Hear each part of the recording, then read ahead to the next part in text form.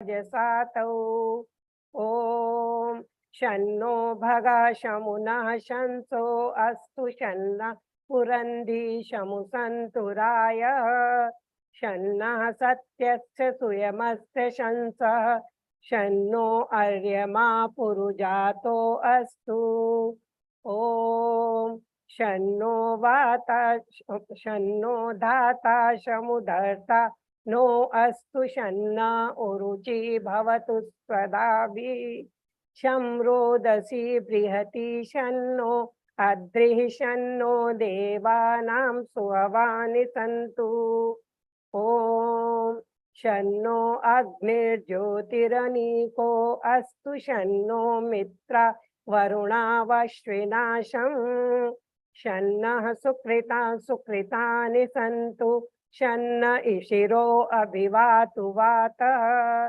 ॐ शन्नो द्यावा पृथिवी पूर्वहूतौ शमन्तरिक्षं दृशयेनो अस्तु शन्न ओषधिर्वनिनो भवन्तु शन्नो रजतस्पतिजिष्णुः ॐ शन्न इन्द्रो वसुभिर्देवो अस्तु शमादित्ये भिर्वरुणः शुशंसः शन्नो रुद्रेभिर्जलाशः शन्नः स्पष्टाग्निभिरिह शृणोतु ॐ शन्नः सोमो भवतु ब्रह्म शन्नः शन्नो ग्रावाणः शमु सन्तु यज्ञाः शन्नः स्वरूणां मितयो भवन्तु शन्नः प्रस्वः शंवस्तु वेदी ॐ शन्नः सूर्य उरुचक्षा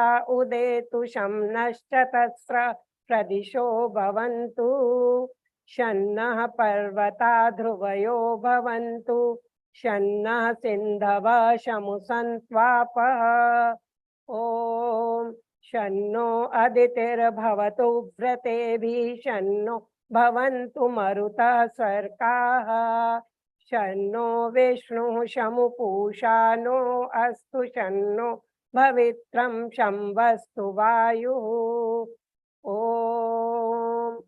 शन्नो देवः सविता त्रायमाणः शन्नो भवन्तु विभाति शन्नः पर्जन्यो भवतु प्रजाभ्यः शन्नः क्षेत्रस्य पतिरस्तु शंभुः इति शांति करणम्।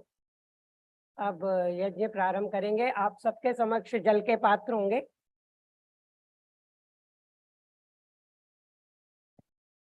आचमन के लिए तथा आचमन मंत्राः। आप राइट हैंड की हथेली में जल लेंगे और हथेली की ओर से ऐसे पिएंगे।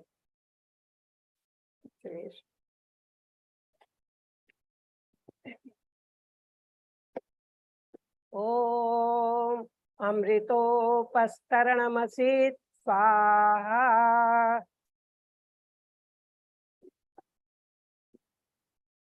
ओम अमृता पिधानमसि स्वाहा। एक बार ओम सत्यम यशः श्रीर्मयि शीर्षयतां स्वाहा। इस हाथ को धो लेंगे। लेफ्ट हैंड बाएं हाथ में जल लेंगे। बीच की 2 उंगलियां उनसे क्रम से सभी अंगों को स्पर्श करेंगे। ओम वांगमा आस्य अस्तु मुख में। ओम में प्राणो अस्तु। ओम कर्णयोर्मे श्रोत्रमस्तु। ओम श्रोत्रमस्तु। ओम बाहोर्मे बलमस्तु। ओम पूर्वोर्मा ओजो अस्तु। ओम अरिष्टानि मेंगानि तनुस्तन्वा मे सहसन्तु। क्रिया हम मंत्र के बाद करेंगे। अब संकल्प पाठ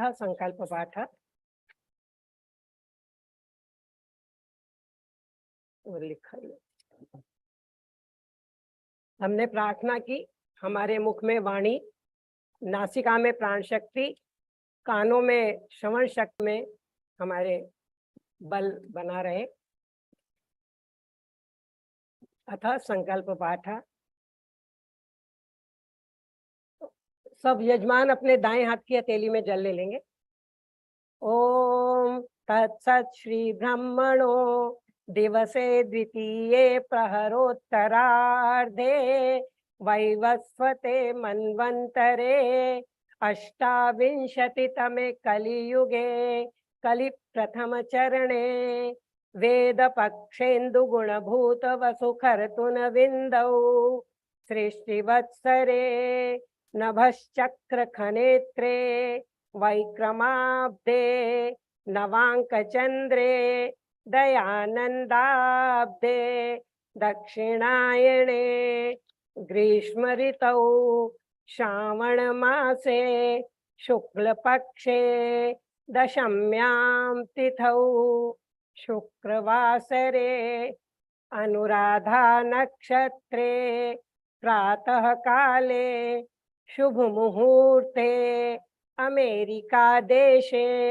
टेक्सास प्रान्ते ह्यूस्टन नगरे आर्य समाजे श्रीमद्दयानंद सरस्वती स्वामिनः द्विजन्म शताब्दौ त्रयोत्रिंशत् आर्य महासम्मेलनावसरे ईश्वर प्रीत्यर्थं विश्व कल्याणार्थं च अस्माभिरत्र देवयज्ञः क्रियते।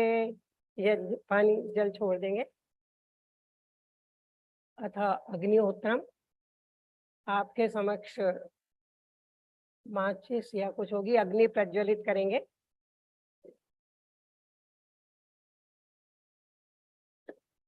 ओम भूर्भुवः स्वः।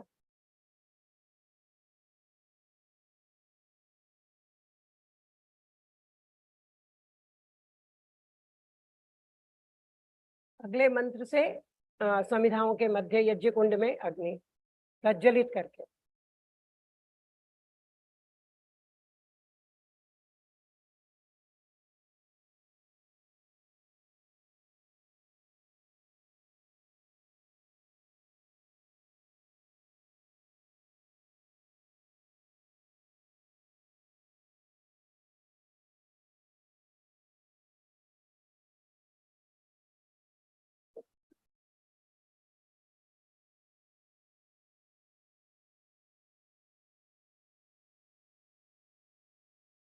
ओम भूर्भुवः स्वः द्यौरिव भूम्ना पृथिवी वरिम्णा तस्यास्ते पृथिवी देव यजनि पृष्ठे अग्निमन्नाद्याया दधे।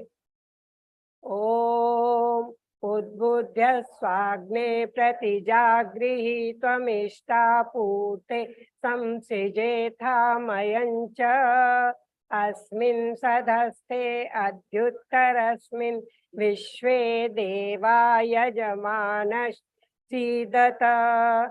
अब आपके सामने 3 समिधाएं रखी होंगी। ये पहले मंत्र से एक समिधा आप आहुति देंगे, दूसरे तीसरे मंत्र से दूसरी समिधा की आहुति देंगे और चौथे मंत्र से। ओम अयंत इद्म आत्मा जात वेदस्तेने ध्यस्ववर्धस्व चेद्धवर्धय चास्मान् प्रजया पशुभिर्ब्रह्मवर्चसेना नाद्येन समेधय स्वाहा इदमग्नये जातवेदसे इदन्न मम। ओम समिधाग्निं दुवस्यत घृतैर्बोधयतातिथिम् अस्मिन् हव्याजुहोतन। ओम सुसमिद्धाय शोचिषे घृतं तीव्रं जुहोतन अग्नये जातवेदसे स्वाहा। सेदन्नमम। ओम तन्त्वा समिद्भिरङ्गिरो घृतेन वर्धयामसि बृहच्छोचायविष्ठ्य स्वाहा इदमग्नये अंगिरसे इदन्नमम। अब घृत की आहुति देंगे। ओम आत्मा जात वेदस्तेने ध्यस्व वरधस्व चेद्वरद चास्मान् प्रजया पशुभिः ब्रह्मवर्चसे येन समेधय स्वाहा इदमग्नये जातवेदसे इदन्नमम। ओम आत्मा जात वेदस्तेने ध्यस्व वरधस्व चेद्वरदय चा प्रजया पशुभिर्ब्रह्मवर्चसे नाद्येन समेधय स्वाहा इदमग्नये जातवेदसे इदन्नमम। ओ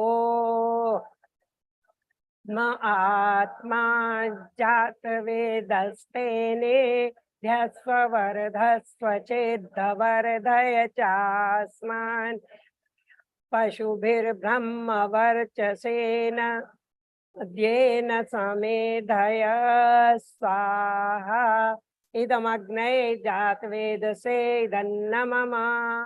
ओम अयंत इद्म आत्मा जात वेदस्तेने ध्यस्व वरधस्व चेद्वरदय चास्मान् प्रजया पशुभिर्ब्रह्मवर्चसेन नाद्येन समेधय स्वाहा इदमग्नये जातवेदसे इदन्नमम। ओम अयंत इद्म आत्मा जात वेदस्तेने ध्यस्व वरधस्व चेद्वरदय चा प्रजया पशुभिर्ब्रह्मवर्चसे अन्नाद्येन समेधय स्वाहा इदमग्नये जातवेदसे इदन्नमम। अथ जल सिंचन गाइड करेंगे सुयशा जी वगैरह। ओम आदिते नुमन्य स्व ईस्ट में left to right.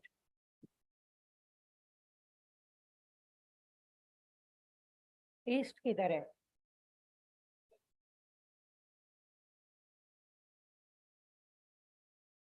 Left to right.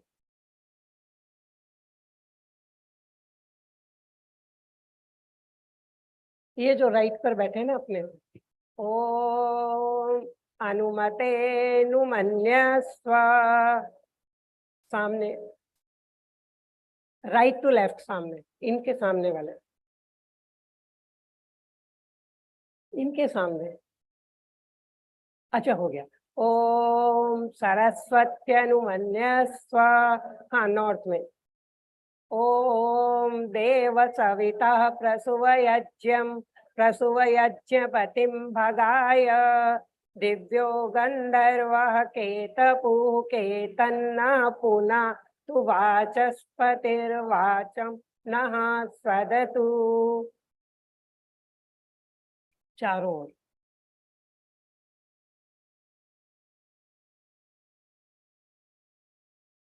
अब घी की आहुति देंगे स्वाहा पे। ओम पर घी चम्मच में लेंगे और स्वाहा पर छोड़ेंगे। पहली आहुति नॉर्थ में। ओम अग्नये स्वाहा इदमग्नये इदन्नमम। ओम इदं सोमाय इदन्नमम साउथ में। ओम प्रजापतये स्वाहा मध्य में नन्नमम। ओम इंद्राय स्वाहा इदम इंद्राय इदन्नमम। अब सामग्री की आहुति भी देंगे। ओम पर लेनी है और स्वाहा पर छोड़नी है। ओम सूर्यो ज्योतिर्ज्योतिः सूर्यः स्वाहा। ओम सूर्यो वर्चः ज्योतिर्वर्चः स्वाहा। ओम ज्योतिः सूर्यो ज्योतिः स्वाहा। ओम सजुर्देवेन सविता वृषसेन्द्रवत्या जुषाणः सूर्यो वेतु स्वाहा। ओम अग्निर्ज्योतिर्ज्योतिरग्निः स्वाहा। ओम अग्निर्वर्चो ज्योतिर्वर्चः स्वाहा। ओम स्वाहा। ओम सजुर्देवेन सवित्रा सजुरात्रेन्द्रवत्या जुषाणो अग्निर्वेतु स्वाहा। ओम भूरग्नये प्राणाय स्वाहा। इदमग्नये प्राणाय इदन्नमम। ओम भुवर्वायवे पानाय स्वाहा। नग्ने प्राणाय इदन्नमम। ओम स्वरादित्याय व्यानाय स्वाहा। इदमादित्याय व्यानाय इदन्नमम।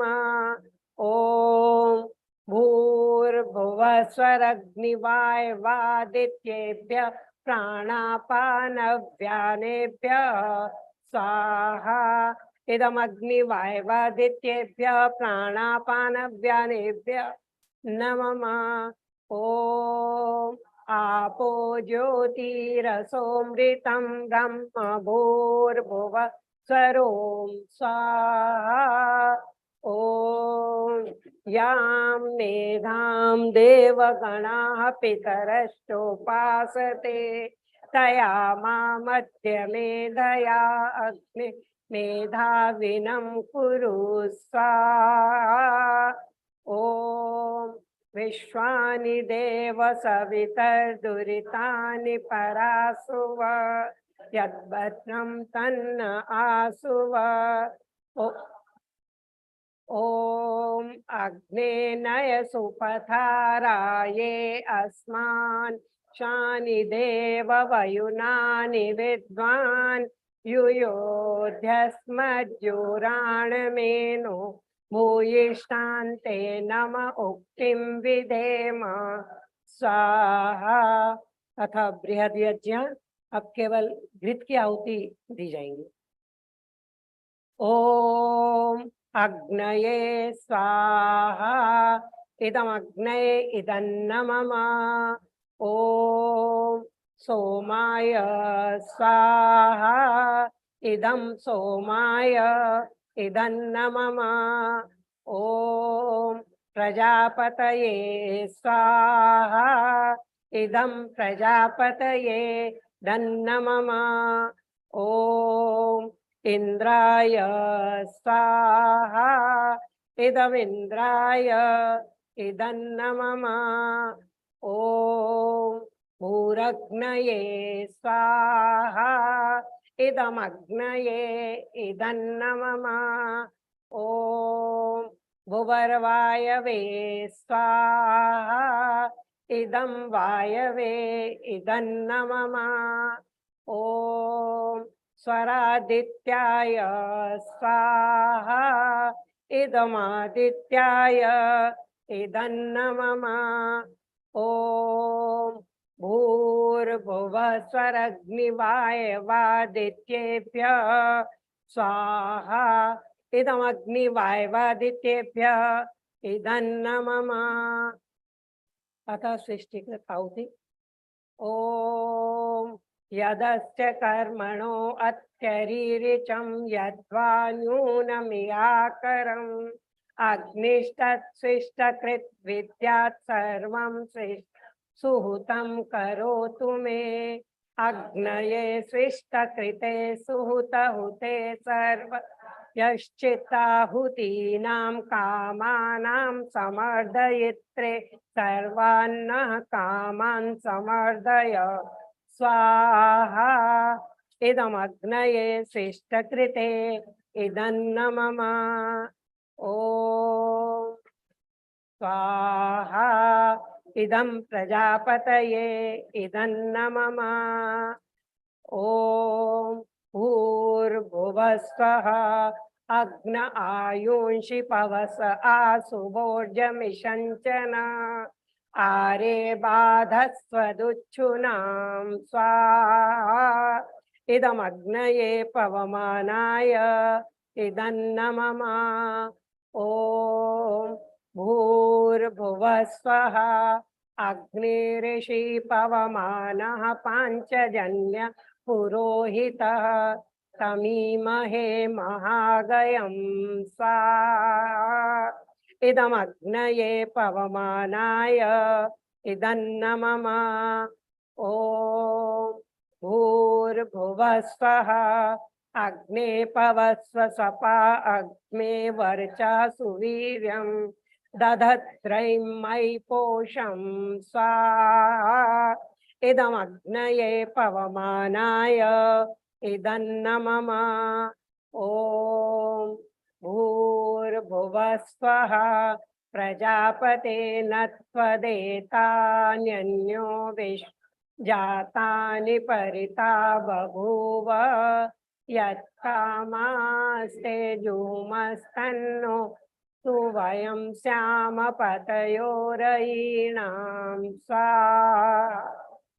ॐ त्वन्नो अग्ने वरुणस्य विद्वान् देवस्य हेळो वयातिशिष्ठाः यजिष्ठो बन्नितमः शोषुचानो विश्वाद्वेषांसि प्रमुमुग्ध्यस्मात् स्वाहा।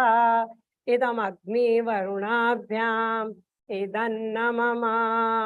ॐ सत्वन्नो अग्ने वमो भवोति नेदिष्टो अस्या उषसो व्युष्टौ अवयक्ष्वनो वरुणं रराणो व्रीहिमृळीकं सुहवो न एदि स्वाहा। इदमग्निवरुणाभ्याम् इदन्न मम। ॐ इमं मे वरुणः श्रुधि हवमद्या च मृडया त्वामवस्युराचके स्वाहा। इदं वरुणाय इदन्न मम। ॐ तत्त्वायामि ब्रह्मणा वन्दमानस्तदाशास् यजमानो हविर्भिः अहेळमानो वरुणेह बोध्युरुष समान आयुः प्रमोषि स्वाहा। इदं वरुणाय इदन्न मम। ॐ ये ते शतं वरुणये सहस्रं यज्ञिया पाशा वितता महान्तः तेभिर्नो अद्य सवितोत विष्णु विश्वे मुञ्चन्तु मरुत सर्कः स्वाहा। इदं वरुणाय सवित्रे विष्णवे विश्वेभ्यो देवेभ्यो मरुद्भ्यः स्वर्गेभ्यः इदन्न मम। ॐ अयाश्चाग्ने अस्य नभिषस्ति पाश्य सत्यमित्वमय असि अयानो यज्ञं वाहस्य यानो दे भेषजं स्वाहा। इदमग्नये अयसे इदन्न मम। ॐ उदुत्तमं वरुणपाशमस्मदवाधमं विमध्यमं शठाय अथा वयमादित्यव्रते तवानागसो अदितये स्याम स्वाहा। इदं वरुणाय आदित्याय अदितये च इदन्न मम। ॐ भवतन्नः समनसौ सचेतसा वरेपसौ मायज्ञं हिं शिष्णं मायज्ञपतिं जातवेदसौ शिवौ भवतमद्य नः स्वाहा इदं जातवेदोभ्याम् इदन्न मम ॐ भूर्भुवः स्वः तत्सवितुर्वरेण्यं भर्गो देवस्य धीमहि धियो यो नः प्रचोदयात् स्वाहा ॐ भूर्भुवः स्वः तत्सवितुर्वरेण्यं भर्गो देवस्य धीमहि धियो यो नः प्रचोदयात् स्वाहा ॐ भूर्भुवः स्वः तत्सवितुर्वरेण्यं भर्गो देवस्य धीमहि धियो यो नः प्रचोदयात् स्वाहा पूर्णाहुति दे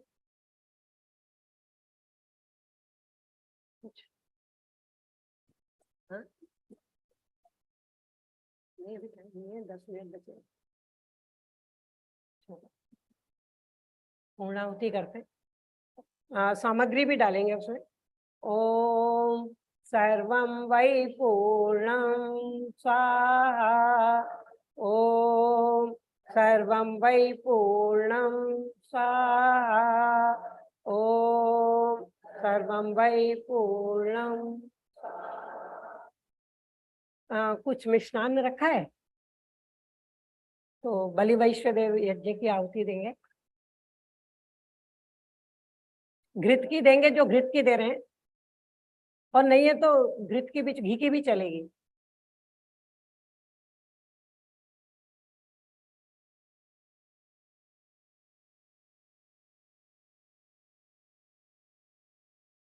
ओम अग्नये स्वाहा ओम सोमाय स्वाहा ओम अग्निशोमाभ्याम स्वाहा ओम विश्वेभ्यो देवेभ्यः स्वाहा ओम धन्वन्तरै स्वाहा ओम कुव्वै स्वाहा ओम अनुमत्यै स्वाहा ओम प्रजापतये स्वाहा ओम द्यावा पृथिवीभ्यां स्वाहा ओम शिष्टकृते स्वाहा अथ प्रार्थना ओम तनूपा अग्ने असि तन्वं मे पाहि ओम आयुर्दा अग्ने असि आयुर्मे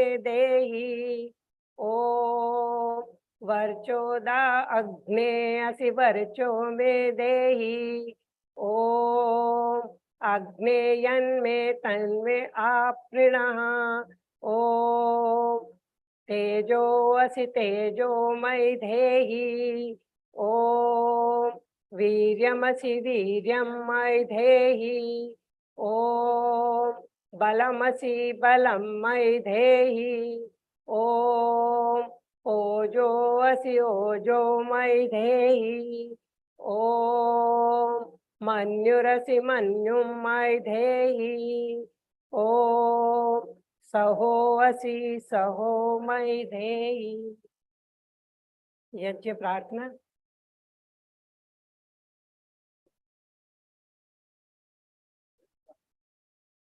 यज्ञ रूप प्रभो हमारे भाव उज्जवल कीजिए छोड़ दे छल कपट को मानसिक बल दीजिए वेद की बोले ऋचाए सत्य को धारण करे हर्ष में हो मग्न सारे शोक सागर से तरे अश्वमेधादिक रचाए, यज्ञ पर उपकार को, धर्म मर्यादा चला कर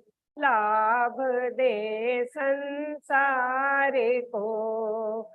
नित्य श्रद्धा भक्ति से यज्ञादि हम करते रहे, रोग पीड़ित विश्व के संताप सब हरते रहे। भावना मिट जाए मन से, पाप अत्याचार की, कामनाएं पूर्ण होवे, यज्ञ से नर नारी की। लाभकारी हो हवन हर प्राणधारी के लिए, वायु जल सर्वत्र हो शुभ गंध को धारण किए। स्वार्थ भाव मिटे हमारा, प्रेम पथ विस्तार हो। इतना मम का सार्थक प्रत्येक में व्यवहार हो। प्रेम रस में तृप्त होकर वंदना हम कर रहे। नाथ करुणा रूप करुणा आपकी सब पर रहे। पूजनीय प्रभो हमारे भाव उज्ज्वल कीजिए। छोड़ देवे छल कपट को मानसिक बल दीजिए। प्रभु आत्मिक बल दीजिए। सर्वे भवन्तु सुखिनः, सर्वे सन्तु निरामया, सर्वे भद्राणि पश्यन्तु, मा कश्चित् दुःख भाग् भवेत्। सबका भला करो भगवान, सब करो भगवान, सबको कृपा करो भगवान, सबको दोवे का। चलिए आशीर्वाद, आशीर्वाद के लिए सभी यजमान आंखें बंद हाथ जोड़ के बैठेंगे। ओम, बाकी सब लोग बोलेंगे ओम ध्रुवासी ध्रुवो अयम यजमानो अस्मिन् आयतने प्रजया पशुभिर् भूयात्। घृतेन द्यावा पृथिवी पूरयेथाम्। इंद्रस्य छदिरसि विश्वजनस्य छाया। ओम उत्तिष्ठ ब्रह्मणस्पते देवा यज्ञेन बोधय। आयु प्राणं प्रजां पशुं कीर्तिं यजमानञ्च वर्धय। ओम इंद्र श्रेष्ठानि द्रविणानि धेहि। चित्तिं दक्षस्य सुभगत्वम् अस्मे वर्चः कोशं रयीणाम् अरिष्टिं तनूनां स्वात्मानं वाचः सुदिनत्वम् अन्नम। हे प्रभो, यजमान जनों को श्रेष्ठ ऐश्वर्य, चित्त की दक्षता, बुद्धि की पवित्रता, उत्तम सौभाग्य, शारीरिक आरोग्यता, वाणी की मधुरता और उनके प्रत्येक दिन की सुदिनता प्रदान कीजिए। ओम स्वस्ति स्वस्ति स्वस्ति। यहाँ से पहुंचेगा क्या?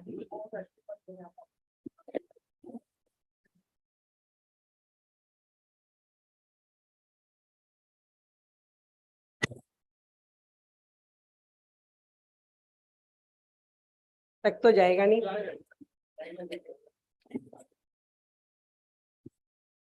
जा रहा है? हाँ, ये ज्यादा ठीक है।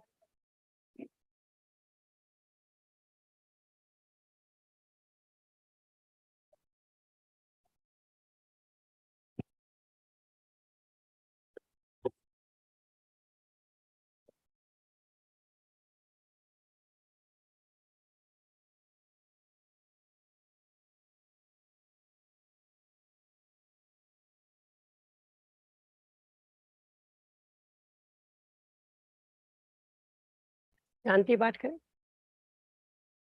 ओम द्यौ शांति अंतरिक्षम शांति पृथिवी शांतिरापः शांतिरोषधयः शांतिः वनस्पतयः शांतिर्विश्वे देवा शांतिर्ब्रह्म शांति शांति शांतिरेव शांति सामा शांतिरेधि।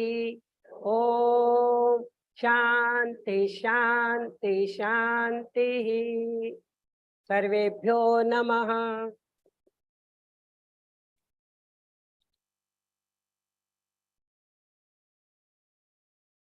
अब तो सब उठ सकते हैं। अच्छा,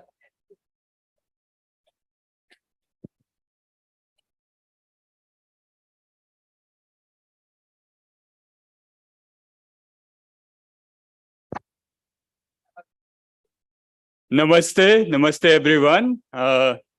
थैंक यू आचार्य जी, बहुत बहुत धन्यवाद बहुत सुंदर हवन के लिए। We are very thankful. This is the strength of the ladies. A big round of applause to the ladies today who led the havan. We are really appreciative of them and all of them came in time and did the havan. और आपका भी बहुत बहुत धन्यवाद जी, आपने बहुत ही सुंदर और समय में हवन समाप्त किया। So now a couple of announcements. We are moving outside for the Om Dhwaj flag hoisting.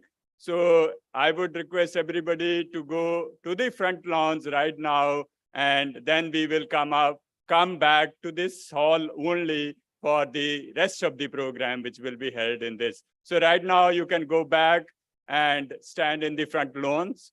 We will be having CGI of India in Houston. He is our chief guest, and he should be here anytime. And he will be doing the flag hosting for us. So namaste, please move outside. We are all gathering in the front lawns near the flag post. Namaste, dhanyabad. Namaste.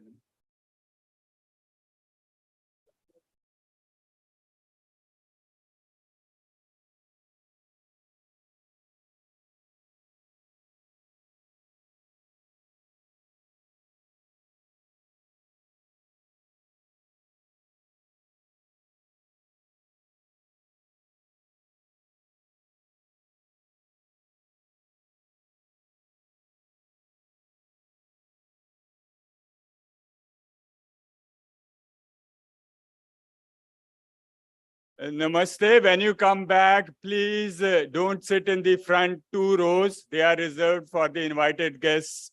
I'll request anybody. It will be very awkward if I have to ask somebody to get up. So I request everybody, when you come back, please don't use the first 2 rows. They are reserved for the invited guests. Thank you. Namaste.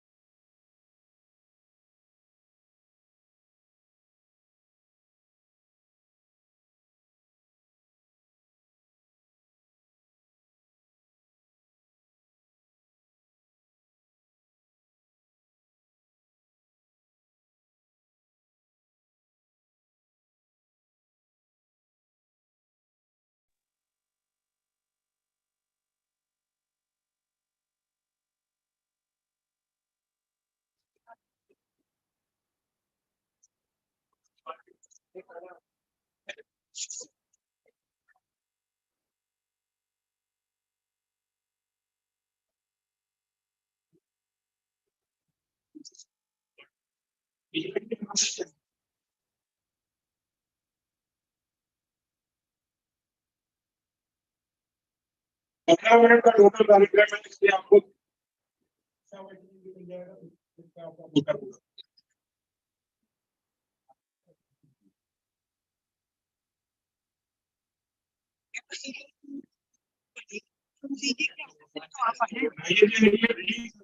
सभी लोग आ जाइए, शुरू आइएगा,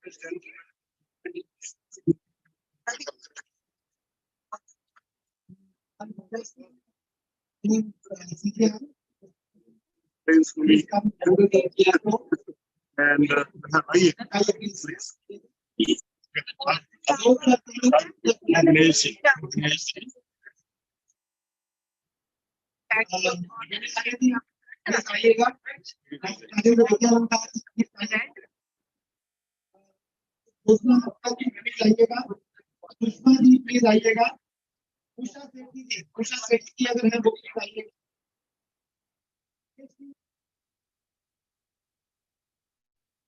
जी please आइएगा,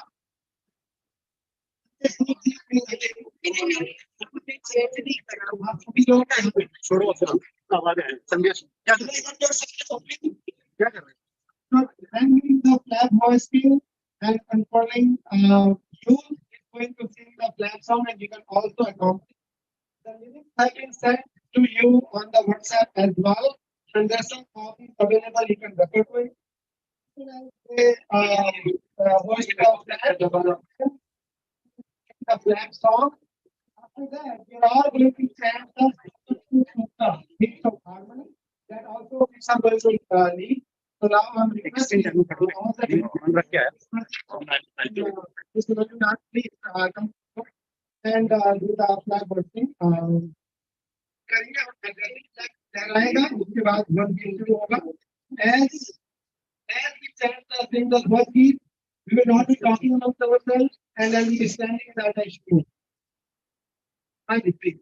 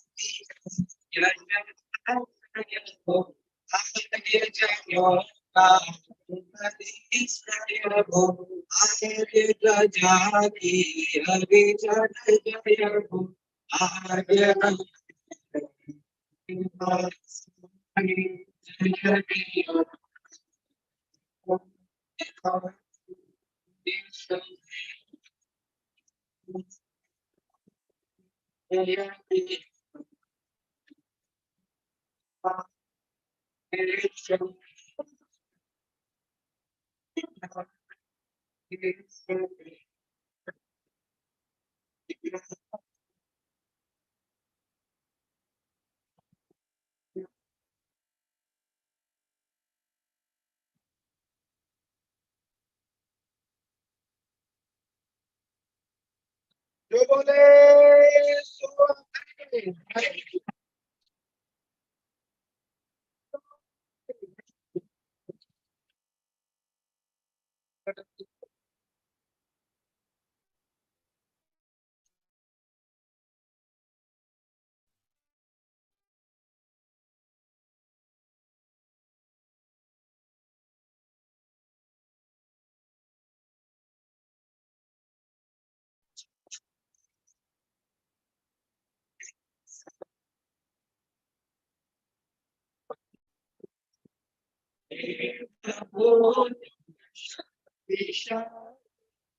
ओ बना सब बातें तुम्हें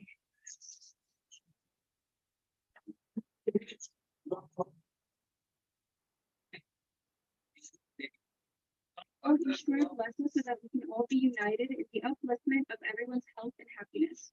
May we be enlightened and work together for a happy and blessed life.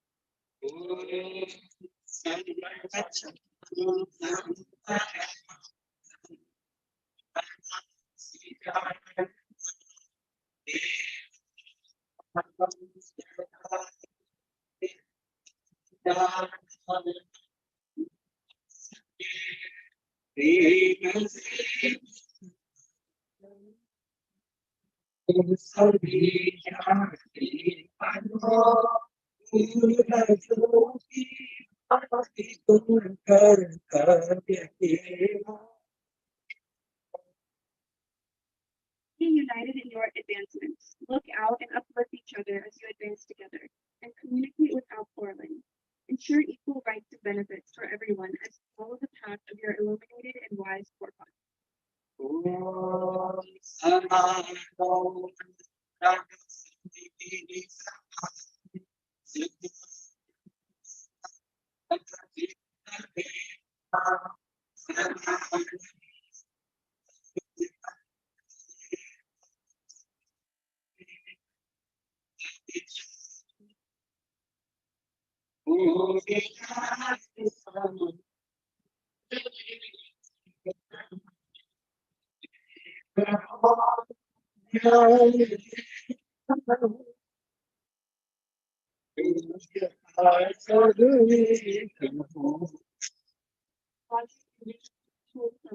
Treat everyone equally in your deliberations.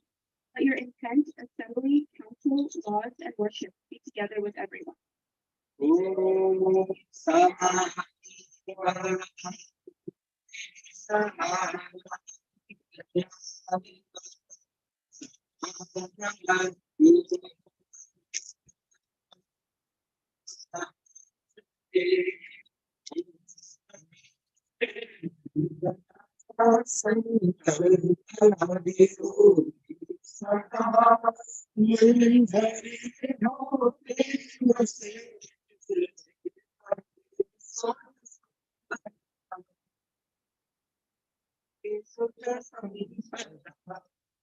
Fans, let your objective in life be one and the same. Let your hearts be equal in compassion, and let your minds be united together, so that there may be an excellent common status of life for all. Thank you. Now we will move to for the new program. Because everyone believes that the first two rows are the dignitaries and other deputies, and you can do. Thank you.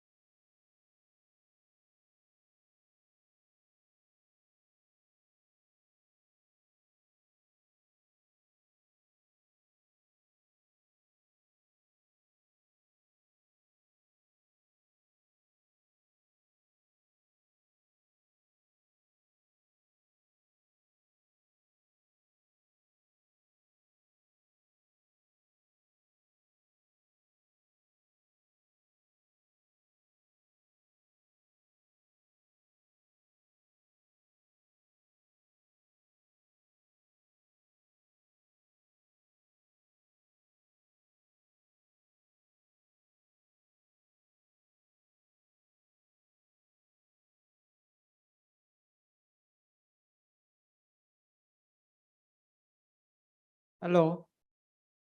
A humble request to all the kids, everybody would be joining in the main hall for the inaugural session. So the kids, please don't go to school, everybody in the main hall, in the satsang hall for the inaugural session. Thank you.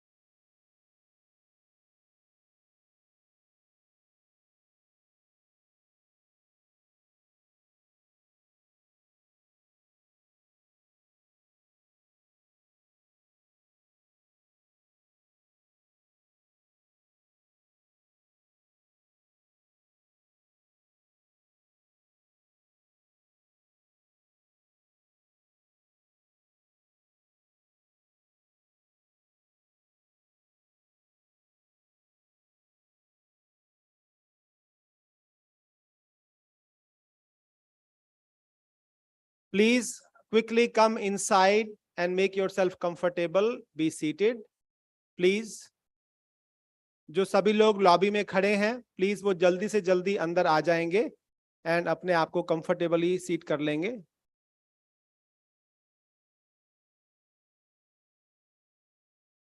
बेटे, we are going to leave row 1 and row 2 for dignitaries and acharyajis, तो you can adjust your seats. Row 1 and row 2 Acharya ji इसके लिए और dignitaries जो हैं उनके लिए छोड़ देंगे, प्लीज.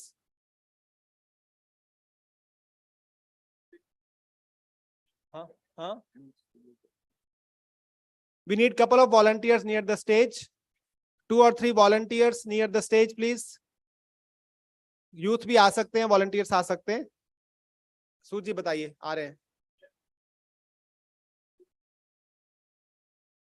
नो, इसको छोड़ दे, डेस्क को, डेस्क को यहीं छोड़ दो. हाँ, पड़ी रहे, बाकी हटवा दो माइक वगैरह. क्यों ये माइक हटाने बस यहाँ से ना. couple of volunteers here, please. Thank you.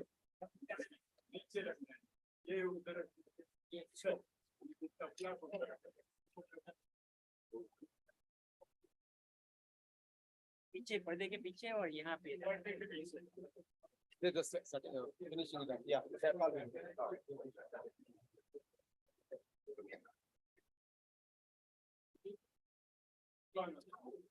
जो लोग बाहर खड़े हैं लॉबी में, प्लीज अंदर आ जाइए और अपने साथियों को भी ले आइएगा.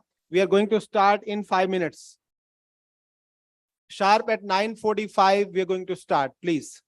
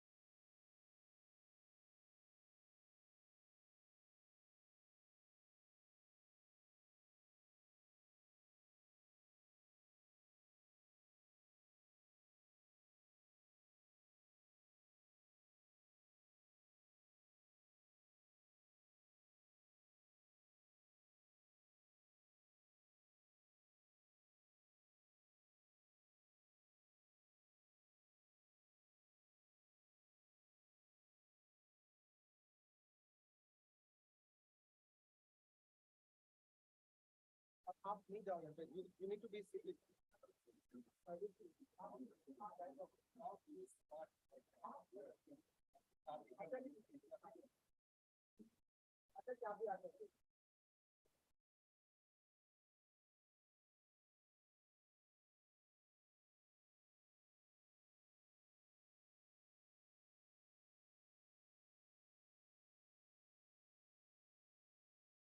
We're going to start in 1 minute.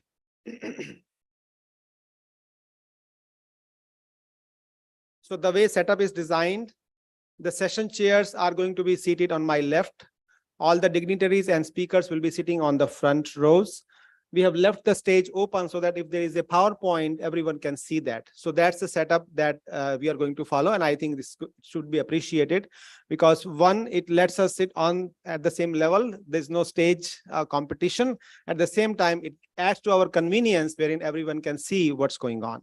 I hope you will appreciate that. In 1 minute, we are going to start. जो लोग बाहर हैं, please अंदर आ जाइएगा. We are going to start sharp at 9:45. Dev Mahajan ji, if he is here, I'm requesting him to please come on the front row. Vinay Arya ji, if he is here, please come on the front row, please. Vinay Arya ji. Vinay Arya ji, आप please अंदर आ जाइएगा.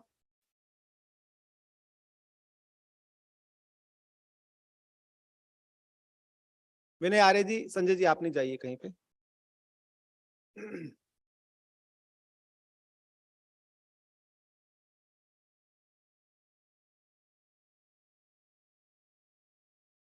Vinay ji, please come on the front row, please. Let's chant Om once and then we'll get started. Take a deep breath in. Om.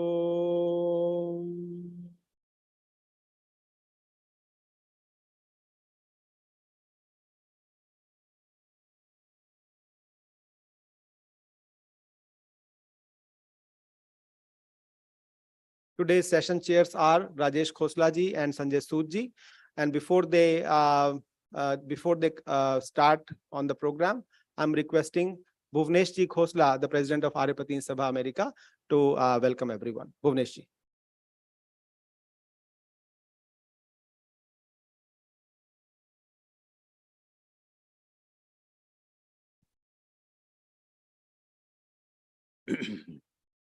सबको सादर नमस्ते जी.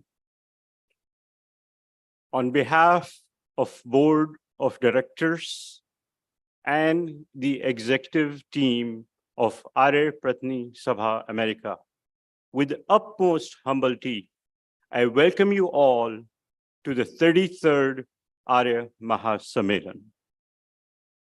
I'm thankful to all of you who've taken the time to rejoin.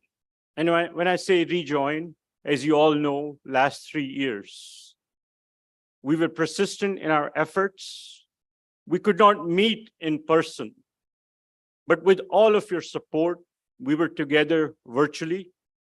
We continued this tradition of Arya Mahasammelans, even through such a challenging pandemic. But it is with so much pride and humility, I welcome you all back in person for our 33rd Arya Mahasammelan.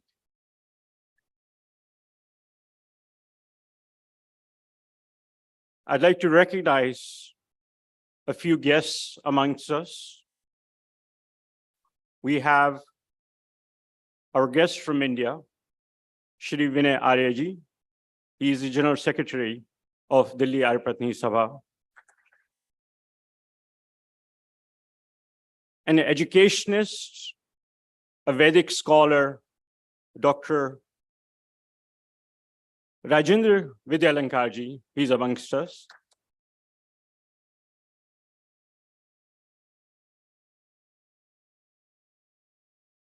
Acharya Jyotsna ji, who led the Havan this morning from Parapkarni Sabha.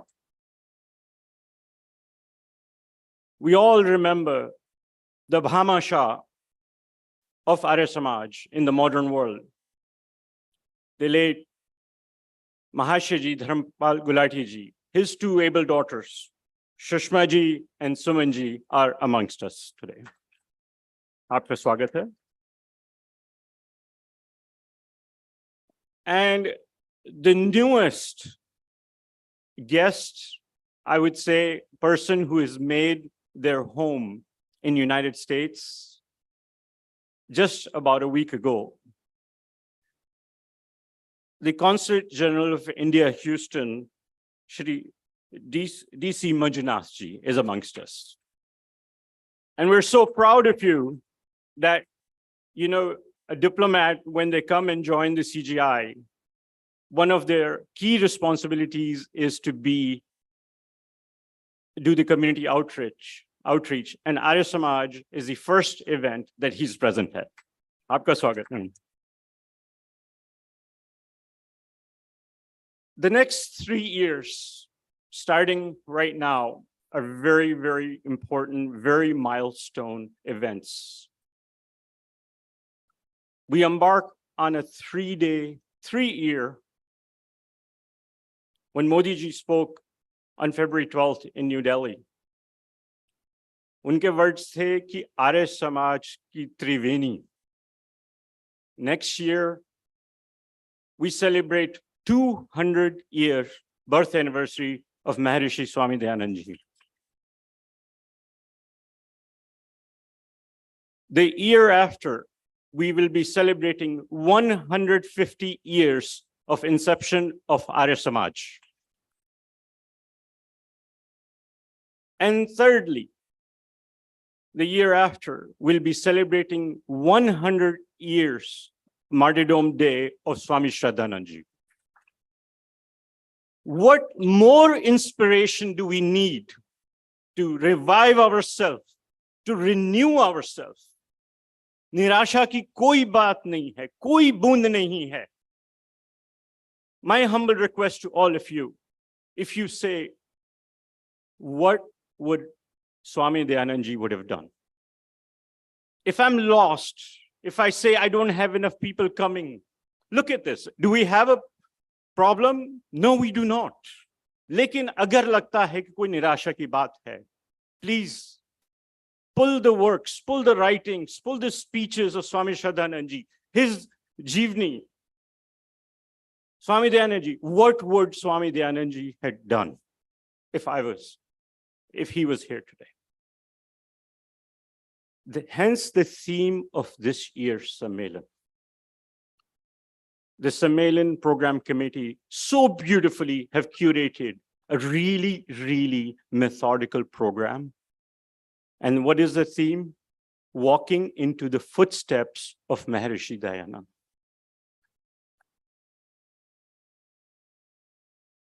Our two Sammelan co-chairs, Sanjay Sood ji, Rajesh Khosla ji, please get to know them. They have led the entire curation of the agenda. The Houston team, thank you for hosting us. The logistics, the welcome is beyond anybody's imagination. My father mentioned the inspiration behind Arya Patni Sabha America comes from this hall right here. So it's not only we celebrated the 25th anniversary of Arya Patni Sabha here in this hall, it was truly befitting to A, come back from the pandemic, and then B, launch the 200th birth anniversary celebration of Maharishi Dayanand right from Houston. I could have not imagined a better place to do this. The last 2-3 years, while they've been challenging, I call the spring of Arya Samaj in North America. Who would have thought 3 new Arya Samajes, Columbus, Ohio, Washington, DC, San Jose, expansion of Seattle Arya Samaj, VSS school in San Jose. So much activity, so much energy. And we're here to celebrate it. We're here to learn from each other. So please take the time and listen to all the different lectures, workshops, engage yourself. We have an exhibit outside, and I'm humbly corrected, that the theme is actually walking into the footprints, not the footsteps. I apologize. So it is walking. So we have curated an exhibit outside in the tent. It's being set up. It'll give you a view into Maharishi Dayanand's life, his contributions, what he stood for, what luminary leaders of the world thought of him, and also a glimpse into what Arya Samaj is, its principles, and where Arya Samaj exists. So please take a few moments out of your time here to also visit the exhibit. But in closing, I will ask, figure out, what is your why? Why are you a Sainik of Maharishi Dayanand? What are your values? What was given to us in the legacy 150 years ago? How can we ensure and take the Vedic values for next 150 years? What is the footprint? What is going to be my footprint? Is it going to be that I'm the president of Arya Patni Sabha? No. What did I do in my position? What did I do as volunteer number one? That's the takeaway. That's my why. I have a burden.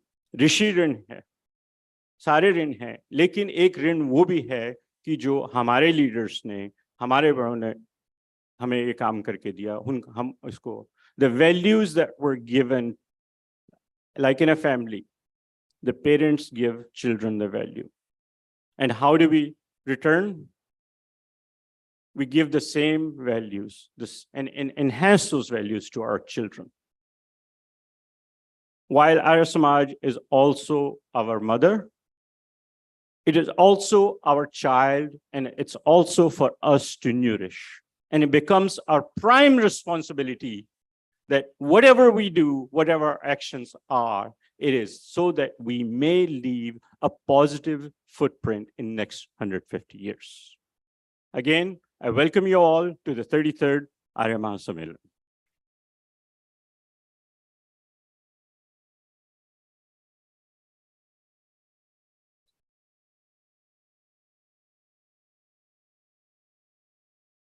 At this time, I'd like to request Shri Dev Mahajanji to please come up here. The co-chairs Rajesh Ji, Sanjay Suji, Sanjay Jain Ji. Oh, Devji will be here in the afternoon. Okay. May I request Bhushan Ji if he's here?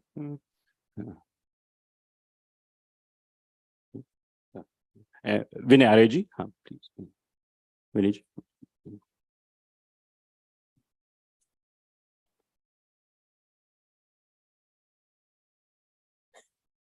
So what I'll request is Bhushan Ji and Vinay Ji to please formally welcome our Consulate General of India, Shri Manjunath Ji.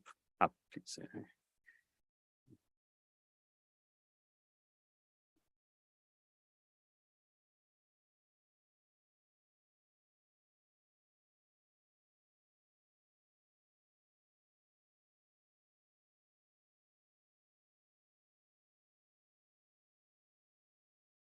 So, we're in Texas, and the applause that I heard was very soft.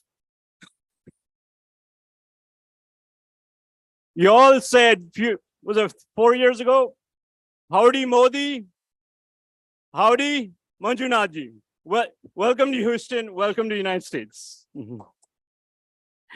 I'll request you all to be seated. Thank you. I'll just give a brief introduction to Aditya Manjunath Ji, and then I'll request him to address us. So prior to assuming the CGI charge here, Manjunath Ji was the Joint Secretary in the Ministry of External Affairs in New Delhi, heading the Global Estate Management Division. He's a prime member of the UN Disarmament Fellow of the Year 2012, and he has keen interest in peacekeeping and security matters. Executing medium to large construction projects, he has specialized in project management. Manjunathji is a mechanical engineer graduate and distinguished alumni from College of Engineer, Chennai. Prior to joining the service, he briefly worked for TVS Motor Company, and he's the alumni of JNU New Delhi. It is my pleasure and honor to welcome CGI Houston, Shri Manjunathji.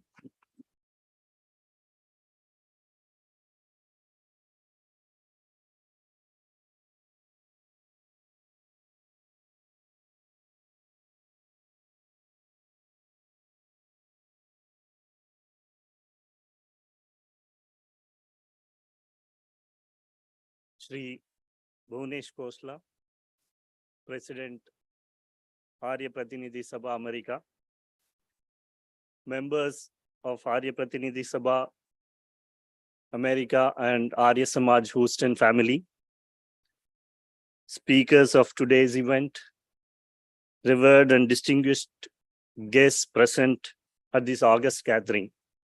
A very good morning to all of you. It's a great pleasure for me to be amongst all of you today. Today's event is the first big event in the USA to mark the 200th Jayanti of Maharishi Dayanand Saraswati ji. As President Khosla ji mentioned, the conference, the Mahasammelan's theme, walking in the footprints of Swami Dayanand, is truly befitting and relevant for all times. I would like to commend Arya Pratinidhi Sabha America for organizing today's event. I'm humbled to learn the activities of the Sabha in America in fostering relationship between Arya Samajis and working to promote and preserve Vedic Dharma by way of annual Mahasammelan and various other programs. I also got to learn from Sri Sanjay Jain ji the various activities the Arya Samaj Houston. I'm humbled to learn about the activities. I also intend to be part of the activities in the coming days. Friends, every student of Indian history would vouch that Maharishi was not only a historical social reformer, but also a visionary ahead of his times. Swamiji ignited the flames of knowledge, reformation, and social awakening in India in the 19th century, during the time when the nation's self-respect and glory was weakened. His call for unity of all beings, universal brotherhood, and peace, which are timeless ideals that remain relevant in today's diverse and interconnected world. His dedication to truth, righteousness, and the upliftment of humanity led him to establish the Arya Samaj, which continues to inspire countless individuals in the pursuit of knowledge and truth. I mean, who does not know DAV public schools? As a diplomat, we keep moving places to places every 3 years or 2 years. I'm proud to say that my eldest son started his schooling in DAV public school in RK Puram Sector 12 in New Delhi. Friends, you're all aware that the year-long celebrations to commemorate the 200th Jayanti of Swamiji in India was inaugurated by Honorable Prime Minister Shri Narendra Modi ji in New Delhi in February this year. During the inauguration, Prime Minister highlighted the virtues of Swamiji, and I think it would be befitting and relevant to recall few of the numerous thoughts he shared in his address. Prime Minister recalled Swamiji's ideal, Krishwanto Vishwam Maryan. That is, we should make the world better and we should communicate the best thoughts and humanitarian ideals in the whole world. Therefore, when the world is engulfed in many controversies, violence and instability in the 21st century, the path shown by Maharishi instills hope among millions of people, and this is a moment of inspiration for the future and for the whole world. Referring to Swamiji's call back to Vedas, Prime Minister said, "Today, the country is confidentially calling for pride in our heritage." As he noted, the confidence of the people of India to lay the path of modernity while enriching and encircling the culture and traditions at the same time. The country is racing towards new heights on the tracks of heritage as well as development. This is the message I would like to highlight and emphasize. No matter where we are, no matter how high we go, no matter how developed we become, our roots are always important. Our heritage is always important, and we should be proud of them and maintain them. When I say roots and heritage, I certainly mean the ideals of Arya Samaj that Swamiji propounded, which is to do good to the whole world beyond one's own good, and that includes progress and prosperity for all. Friends, the vibrant Indian American community in the US has become a strong pillar in our bilateral relationship. Members of our community have achieved great success in different walks of life and act as a bridge between India and the USA. I thank all of you for the overwhelming support for the consulate's various activities and the warm welcome you extended to me today. I wish Arya Pratinidhi Sabha America and the Houston Arya Samaj all the success for the conference and also for the future endeavors and good health, happiness, and prosperity in the days to come. Thank you.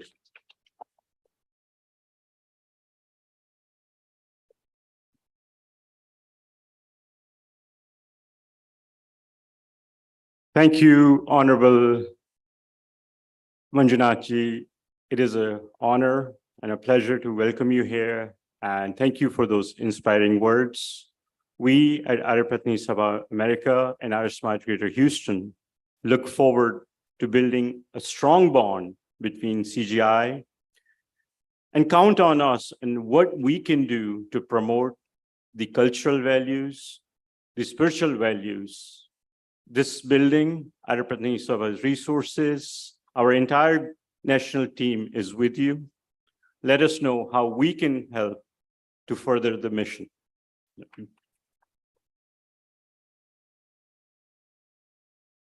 So at this time, this concludes my formal responsibilities this morning.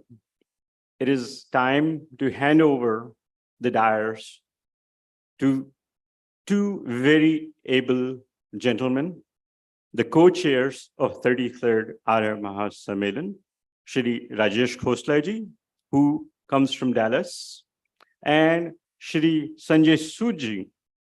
He comes from Houston, but he's also on the executive team of Arya Pratinidhi Sabha America. They will guide you through the next 3 days. The stage is all yours. Thank you. Namaste.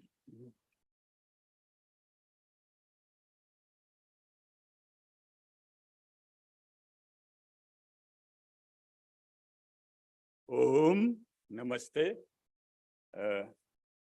Thank you, Bhuvneshi, for the kind words. And thank you all the dignitaries who could come today in time and help us inaugurate this long celebration, which started, as Bhuvneshi was mentioning, with Prime Minister Narendra Modi's inaugural address in Delhi, New Delhi.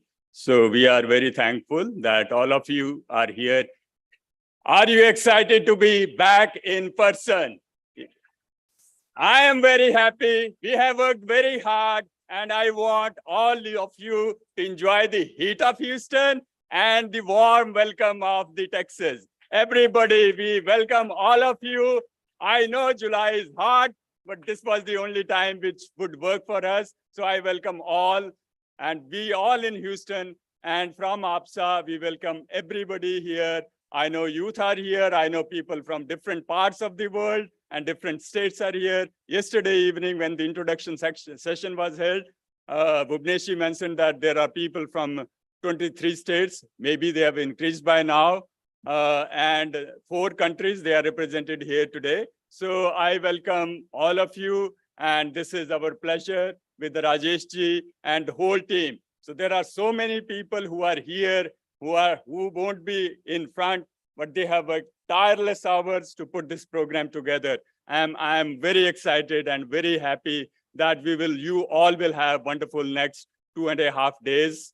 That is what we promise you, and we'll request that please stay and make the full use of whatever we have curated, whatever speakers we have got, and whatever we are trying to run. We had a wonderful cultural evening yesterday with very sumptuous dinner, I will put that way. And I think all of you enjoyed that. Now, let's move on to the actual work, why we are here. So the most important is that we are now starting the celebrations of the 200 years. This is the kickoff of celebrations of Maharishi Dayanand Saraswati's birth anniversary, which will be the next year. So we are kicking off the celebrations here in North America with this function. So a big round of applause to all of you, because you are part of a historic event. So that is really very good and very important, but I will now cut short. And our keynote speaker, our dear guest, has come from a long way. He has traveled all the way from India to be with us. And I will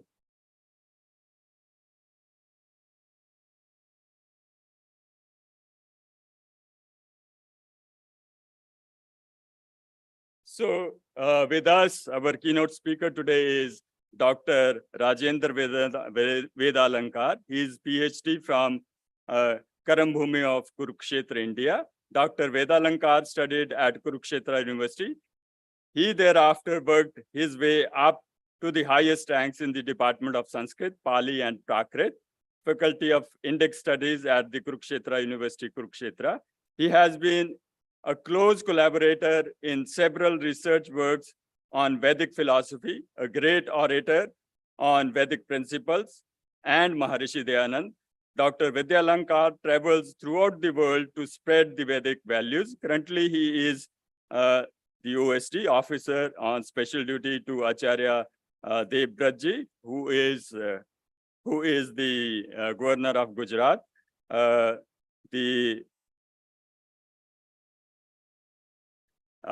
With this, I'll request and welcome Rajendra Vedalankar ji to present his keynote address today.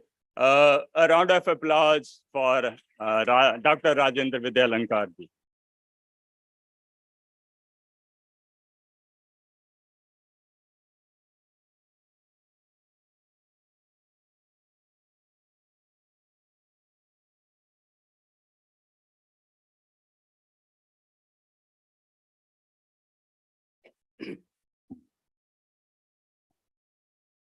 नमस्ते।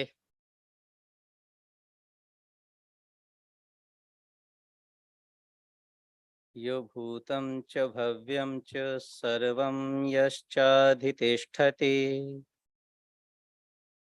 स्वर्यस्य च केवलं तस्मै ज्येष्ठाय ब्रह्मणे नमः। तस्मै ज्येष्ठाय ब्रह्मणे नमः। ओम शांति शांति शांति।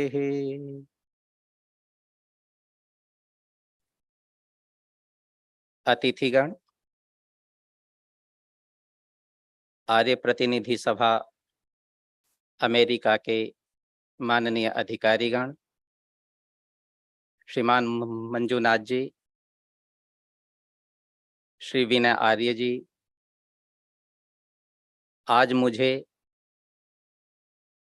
आपके बीच में तीसरी बार आकर के आर्य प्रतिनिधि सभा अमेरिका के महासम्मेलन में अपनी बात आपसे साझा करने का अवसर मिला है।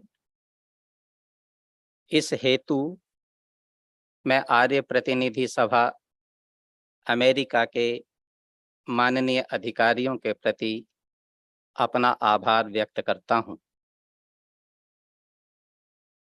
आप सबको इस बात के लिए बधाई देता हूं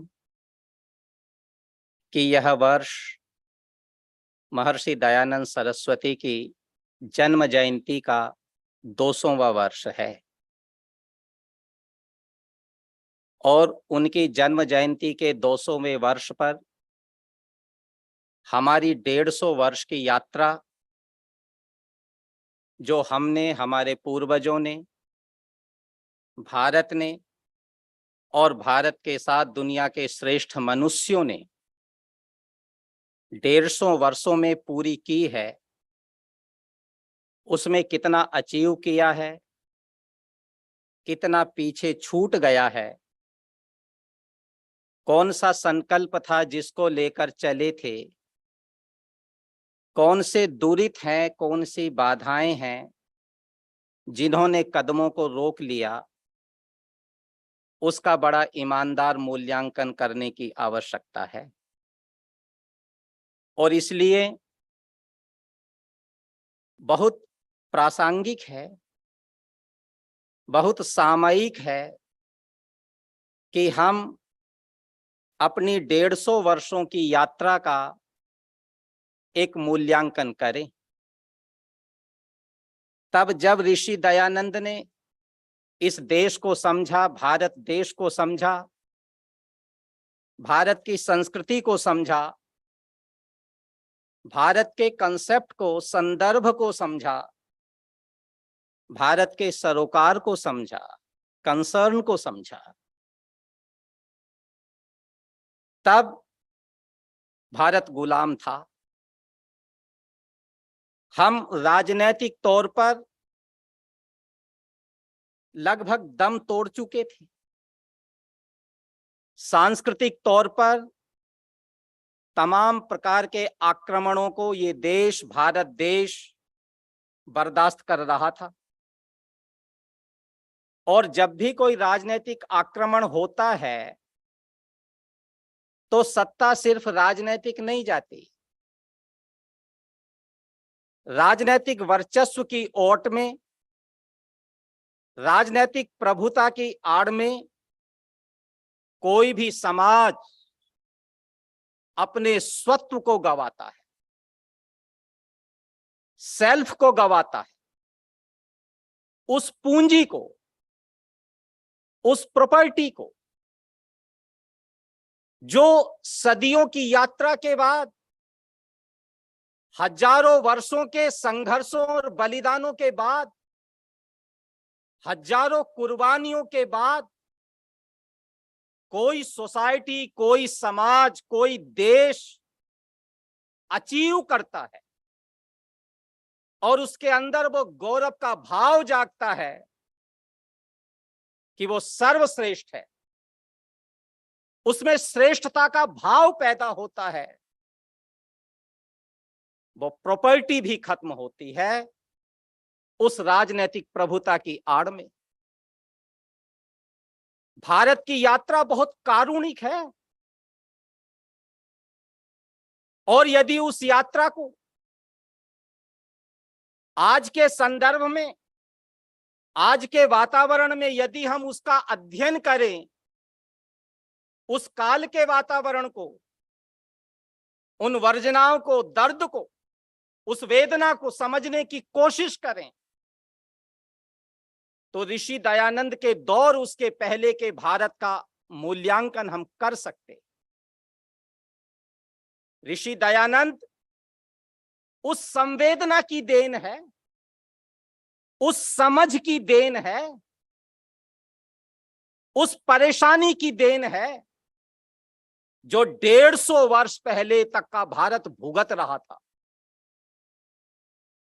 ऋषि दयानंद ने अपने दौर के समाज को और उस समाज के साथ साथ भारत के तमाम साहित्य को रिविजिट किया। हमारी ताकत, हमारा गौरव हमारे कंधों पर पड़ा वजन बनता जा रहा।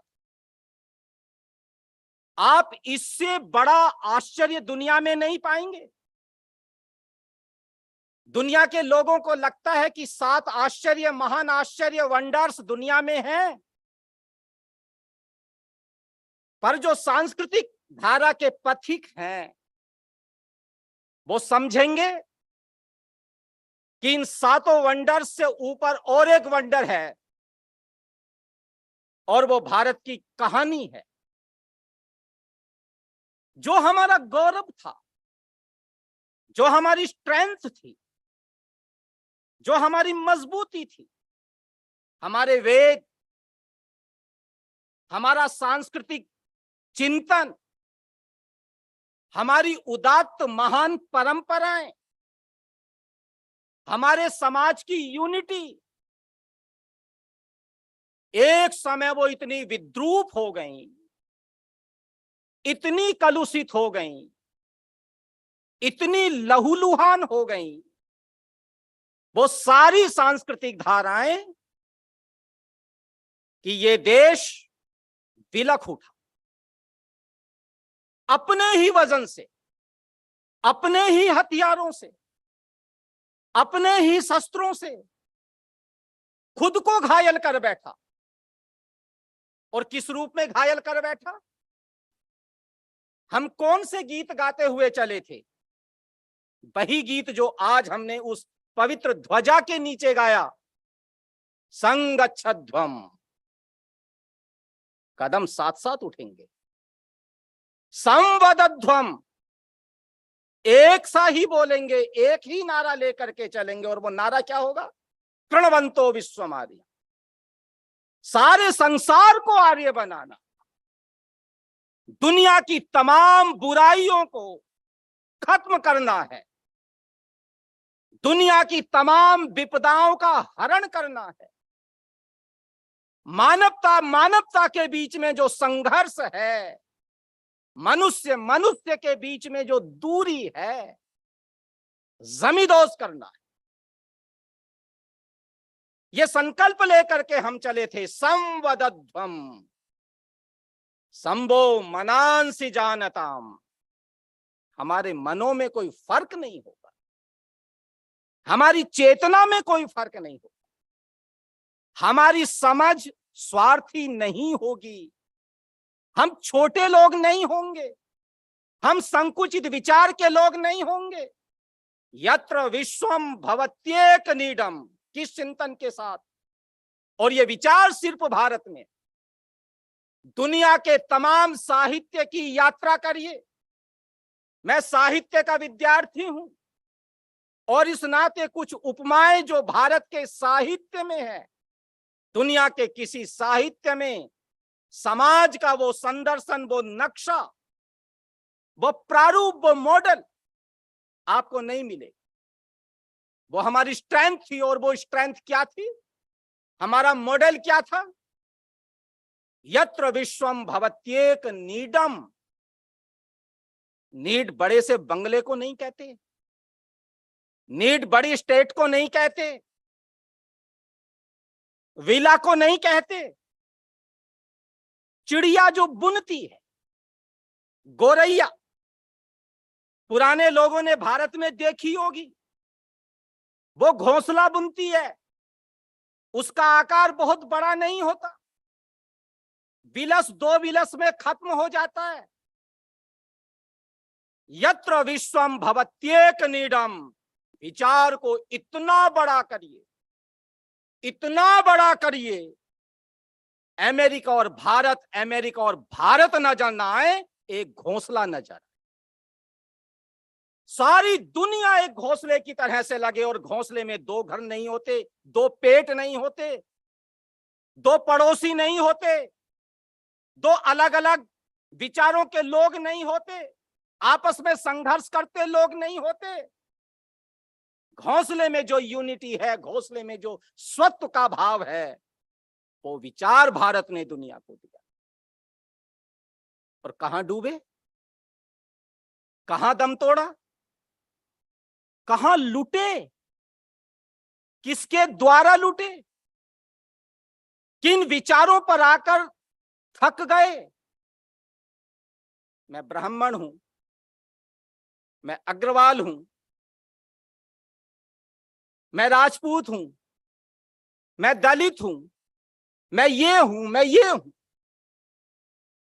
हम सारी दुनिया को एक करने चले और दम कहां तोड़ दिया। हमने अपने ही समाज की छोटी छोटी पुड़िया, छोटी छोटी पॉकेट बनानी शुरू की और अपने सारे समाज को तोड़। ये क्यों हो गया? वो जो विचार हम वेद से लेकर के चले थे, वो जो वेद का उदात्त चिंतन हमारे साथ था, हमारी मजबूती था, धीरे धीरे उस वेद की व्याख्याओं को हमने दूषित किया अपने स्वार्थों के चलते। हमने अपने ऊंचे विचार को अपने चंद स्वार्थों के कारण इतना विकृत किया, इतना दूषित किया, इतना कलुषित किया, इतना बेढंगा किया कि हम सारी दुनिया में हंसी का पात्र बने। हमारा विचार क्या था? हमारा विचार था कि इस देश का चक्रवर्ती साम्राज्य हो। ये हमारा चक्रवर्ती साम्राज्य समस्त भूमंडल पर हो। और मैं आपसे आग्रह पूर्वक कहना चाहूंगा, उस चक्रवर्ती साम्राज्य में साम्राज्य का मतलब एक राजनैतिक सत्ता नहीं थी, एक पॉलिटिकल वर्चस्व नहीं था, उसमें कल्चरल वर्चस्व। हम डोमिनेट करें सांस्कृतिक तौर पर। हमारा चक्रवर्ती साम्राज्य का मतलब कोई भी साम्राज्य अपनी सांस्कृतिक धाराओं के बिना लंबा जिंदा नहीं रह सकता। और भारत जब चक्रवर्ती साम्राज्य की बात करता है तो भारत की परंपराओं की बात करता है, भारत के जीवन दर्शन की बात करता है, ऋषियों के उपदेशों की बात करता है, जहां व्यक्ति व्यक्ति में कोई फर्क नहीं रह जाता है। हम उस चिंतन को समस्त विश्व में फैला दें। उस विचार को लेकर के हमने चक्रवर्ती साम्राज्य की कल्पना की और हम खुद 500 से ज्यादा रियासतों में टूट गए। हम खुद के संघर्षों में उलझ गए। हमने वो तमाम चीजें जो समाज का रास्ता रोकने वाली हैं, सांस्कृतिक चेतना का, सांस्कृतिक गति का रास्ता रोकने वाली हैं, उन सबको धीरे धीरे इस समाज ने, भारत के समाज ने अपना गहना बना लिया। और वो बहुत खतरनाक चिंतन होगा जब कोई समाज अपनी हथकड़ियों को अपना गहना मान ले। ऋषि दयानंद को जो समाज मिला उसमें जातियां थीं, उसमें गुलामी का अभिनंदन था, उसमें तमाम बेवकूफियों की पहचान रिचुअल्स के, धार्मिक रिचुअल्स के तौर पर की जा रही। तमाम बेवकूफियों की पहचान, जहां समाज के आधे से ज्यादा वर्ग को अधिकारों से वंचित करना हमने अपनी सांस्कृतिक चेतना का आधार मान लिया था, वो समाज ऋषि दयानंद को मिला। उस सारे समाज को ऋषि दयानंद ने रिविजिट किया, गहराई से देखा, उसको समझा और समझने के बाद उस ही साहित्य से इस निष्कर्ष पर पहुंचे कि जड़ में ऋषियों के चिंतन का बराबर न होना है।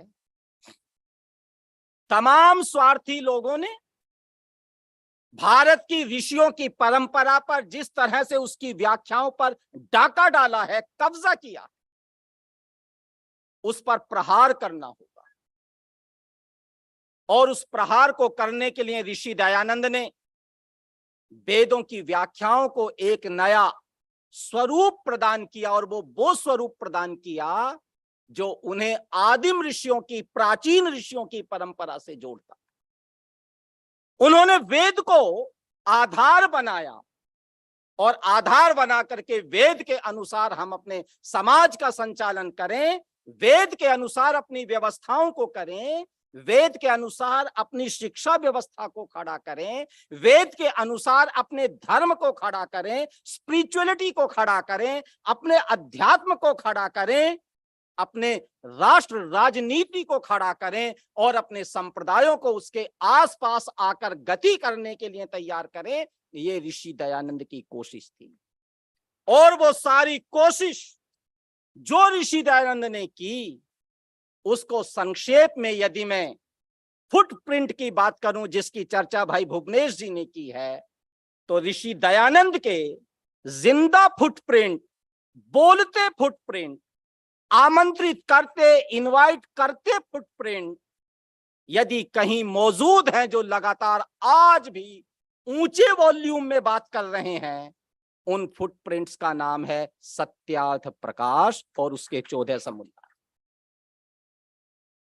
जो ऋषि दयानंद हैं, इन ब्रीफ, जो ऋषि दयानंद चाहते हैं मेरे अंदर जैसा दर्शन, जैसी फिलॉसफी देखना चाहते हैं, मैं कैसे ईश्वर को मानूं, कैसे ईश्वर को मानने से ये समाज, राष्ट्र और तमाम विश्व, सारी दुनिया शांति और सद्भाव से भर जाएगी, यदि उसका प्रारूप देखना है तो सत्यार्थ प्रकाश का पहला समुल्लास।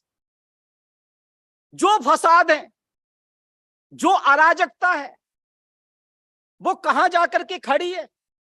हम कभी एकम सद्विप्रा बहुधा वदंती के लोग थे। अथर्ववेद का मंत्र आपको याद होगा, न द्वितीयो न तृतीय चतुर्थो नापि उच्यते, न पंचमो षष्ठो न सप्तमो अपि नापि उच्यते। वो दूसरा नहीं है, तीसरा नहीं है, चौथा नहीं है, पांचवा नहीं, छठा, सातवां, आठवां, नौवां नहीं है। एक एव अद्वितीयम ब्रह्म, एक है, एक ही है, अद्वितीय है। अद्वितीय का अर्थ दूसरा नहीं है, एक ही है। वो जो एकेश्वरवाद का सिद्धांत था, हम एक ईश्वर की संतान है। ये समस्त भूमंडल, ये समस्त ब्रह्मांड एक ही ईश्वर के द्वारा जाना गया है। यदि वो एकेश्वरवाद दुनिया में हो तो फसाद की आवश्यकता नहीं है। और इसलिए ऋषि दयानंद ने सत्यार्थ प्रकाश के पहले समुल्लास में, क्योंकि जितना संघर्ष आज, वर्ग संघर्ष, देशों का संघर्ष, संप्रदायों का संघर्ष, मान्यताओं का संघर्ष धर्म को लेकर के है, ईश्वर को लेकर के है, ईश्वर के अस्तित्व को लेकर के है, सारी दुनिया को उस पर एक होने की आवश्यकता है। सत्यार्थ प्रकाश के प्रथम समुल्लास को आप यदि गंभीरता से अध्ययन करें तो वो सारे तर्क, वो पूरा दर्शन, वो सारी उक्तियां जो 2 ईश्वर, 3 ईश्वर और 10 ईश्वरों की मुखालफत करती हैं, सत्यार्थ प्रकाश के पहले समुल्लास में हमें प्राप्त होंगी। और उसके बाद ऋषि दयानंद का एजेंडा क्या है? हमारी शिक्षा व्यवस्था। क्योंकि हमारा समाज कैसा होगा, आने वाला कल कैसा होगा, दुनिया का चेहरा कैसा होगा, दुनिया का परस्पर बर्ताव कैसे होगा, दुनिया का मेल मिलाप का तरीका क्या होगा, आदमी कितना लालची होगा, आदमी कितना स्वार्थी होगा, या आदमी कितना कारुणिक होगा, करुणा से भरा हुआ होगा, मानवता से भरा हुआ होगा, वो संघर्ष का हथियार बनेगा या वो शांति का दूत बनेगा, इसका फैसला क्लासरूम में होता है, इसका निर्णय क्लासरूम में होता है। जो स्ट्रक्चर हमारे पास, जो ढंग, मौजूदा ढंग हमारे पास है, जो मौजूदा शिक्षा व्यवस्था हमारे पास है, ऋषि दयानंद ने उसका एक संपूर्ण प्रारूप सत्यार्थ प्रकाश के दूसरे और तीसरे समुल्लास में दिया। और मैं आपसे कहना चाहूंगा, ऋषि दयानंद की ईश्वर के बाद, भगवान के बाद, भगवान के स्वरूप को बताने के बाद यदि सबसे बड़ी कोई प्रायोरिटी है तो वो हमारा शिक्षा तंत्र है, एजुकेशनल सेटअप है।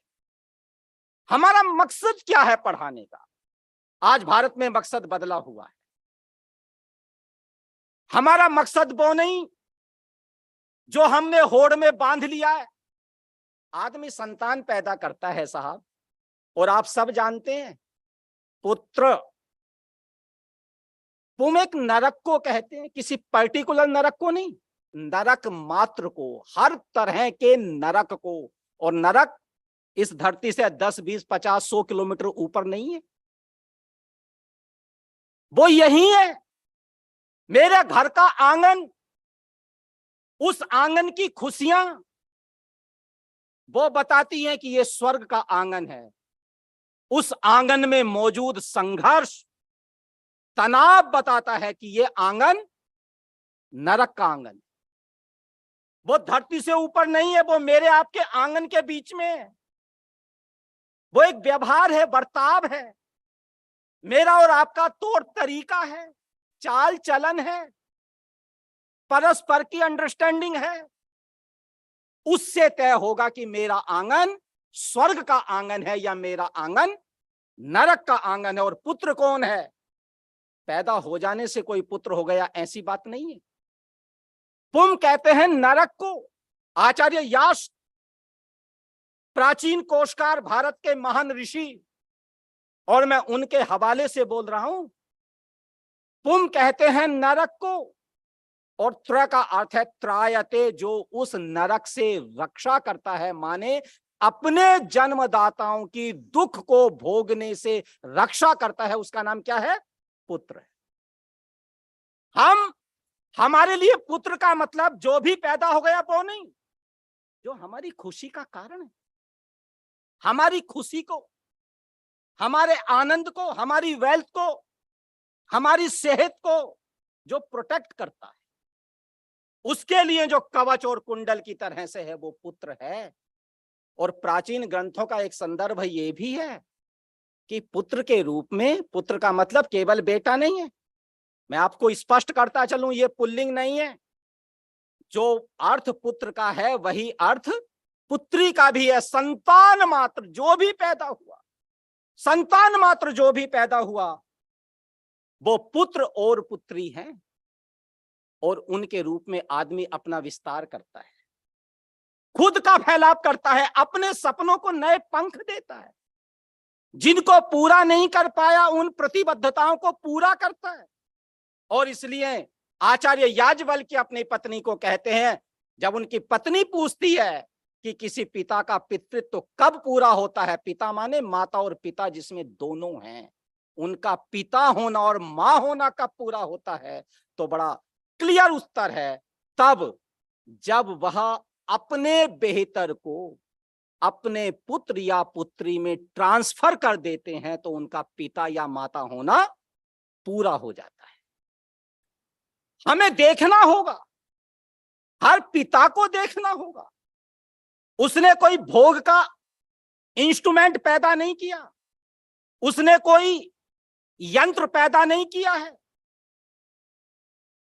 ह्यूमन बीइंग जो एक मानवता का विस्तार है, यदि उस बच्चे के मन में नहीं है और वो भोग का एक बड़ी सी यंत्र बन करके रह गया है, मशीन बन करके रह गया है, तो समझिए कि पिता और माता होना पूरा नहीं हुआ। और इसलिए ऋषि दयानंद ने कहा है कि मां और पिता क्या करे, बच्चे को सुशीलता का उपदेश करे। और ये जिम्मेदारी यहां से नहीं, मैं आग्रह पूर्वक और आपका ध्यान खींचते हुए बहुत जोर दे करके इस बात को कहता हूं, क्योंकि आप सब क्रिएटर हैं, आप सबके भाग में एक पर्सनैलिटी को घड़ने का दायित्व है, और उसको घड़े बिना अपना उत्तरदायित्व पूरा नहीं होगा। और वो कहां से शुरू होता है? ऋषि दयानंद याद करते हैं, वो गर्भ से शुरू होगा। माने एक माता और पिता कितने सीरियस होंगे, उनको कितना सीरियस होना होगा, उनको कितना कमिटेड रहना होगा, उनको कितना तपस्वी होना होगा। ऋषि दयानंद वहां से पकड़ते हैं, यदि कोई निर्माण होगा तो वो 12, 15, 18 वर्ष का बालक हो जाए तब निर्माण शुरू करें, कभी भी नहीं होगा। वो निर्माण को गर्भ काल से पकड़ना होगा। ये भारत की परंपरा थी, जिसके लिए कोई माता और पिता ये तपस्या करते थे। ऋषि दयानंद के उस सिद्धांत दर्शन को आज हमने बुरी तरह से छोड़ दिया है। और मैं एक माँ और बाप होने के नाते इस बात को कहने लगा हूं कि बड़ा होता बालक धीरे धीरे आंसर नहीं क्वेश्चन बनता जा रहा है। हर घर आंगन में एक सवाल खड़ा हो रहा है और उस सवाल का साइज हर डूबते सूरज के साथ उतना बड़ा हो जाता है जितना बड़ा डूबते सूरज के साथ बेटा या बेटी होता है। और इसलिए ऋषि दयानंद के सत्यार्थ प्रकाश का जो दूसरा और तीसरा समुल्लास है, जो हमारे लिए संतति निर्माण का हमारा ध्यान आकर्षित करता है, उस पर हमें गौर करना होगा। ऋषि की दृष्टि देखिए, मैं आपसे 150 वर्ष पहले के एक वाक्य की बात करता हूं। आज भारत की सरकार ने लगभग 12-15 वर्ष पहले एक नियम बनाया, राइट टू एजुकेशन, शिक्षा का अधिकार। हर बालक को शिक्षा का अधिकार दिया। स्वामी दयानंद का एक वाक्य सुनाता हूं आपको। क्या लिखते हैं सत्यार्थ प्रकाश में? जो माता या पिता 8 वर्ष का होने तक अपनी संतान को पाठशाला न भेजे, वह राज नियम से मींस कानूनन दंड का भागी होवे, माने उसको पनिशमेंट मिलनी चाहिए, कानूनन पनिशमेंट मिलनी चाहिए। 8 वर्ष का होने तक जो माता और पिता अपने बच्चे को स्कूल नहीं भेजता है, उसको सरकार की ओर से सजा मिलनी चाहिए। यह विधान कब का बता रहा हूं मैं आपको? 150 वर्ष से पीछे का विधान बता रहा हूं। शिक्षा के प्रति एक ऋषि की संवेदनशीलता क्या है, गंभीरता क्या है, वो कितने सिंसियर हैं इस बात को लेकर के। क्यों?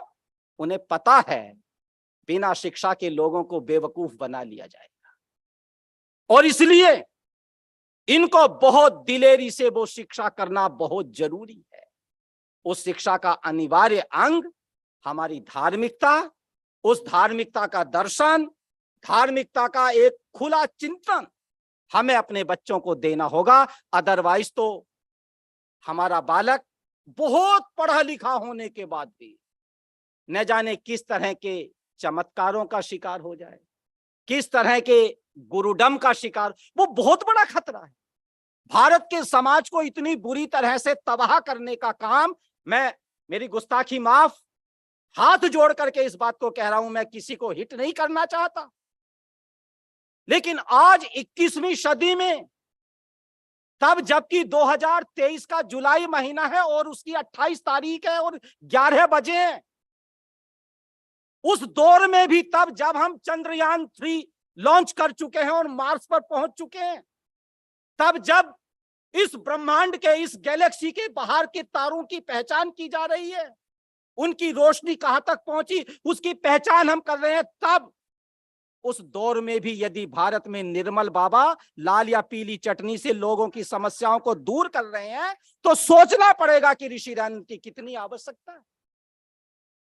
उस तरह का कोई भी काम, कोई भी दर्शन हम भीड़ बर्दाश्त नहीं कर सकते। सभ्यताएं भीड़ों का शिकार हो रही हैं, और कोई भी भीड़ तंत्र यदि हावी होता है तो कोई भी सभ्यता तालिबान बन जाती है, कोई भी सभ्यता उस समाज का रास्ता रोक देती। ये दौर भारत देख करके निकला है, स्वामी दयानंद के कर्म से निकला है, स्वामी दयानंद के पुरुषार्थ से, स्वामी दयानंद की तपस्या से, ऋषि दयानंद के परिश्रम से भारत ने उस दौर को पीछे किया है। तो मैं आपसे लंबा निवेदन नहीं करूंगा। ऋषि दयानंद ने एक संपूर्ण जीवन दर्शन हमें दिया है, पहचान दी है किस रास्ते चलना है, सपना कौन सा है, कहां पहुंचना है। उस पर बहुत एक्सरसाइज करने की जरूरत नहीं, लेकिन मैं ये जरूर कहता हूं, ऋषि दयानंद का अध्यात्म, ऋषि दयानंद का दर्शन, ऋषि दयानंद की धार्मिकता, ऋषि दयानंद का सामाजिक स्ट्रक्चर, सोशल स्ट्रक्चर, जितना सुचिंतित है, जितना लॉजिकल है, दुनिया में किसी एक स्कॉलर का दिया गया दर्शन इतना सुचिंतित और लॉजिकल आपको नहीं मिलेगा।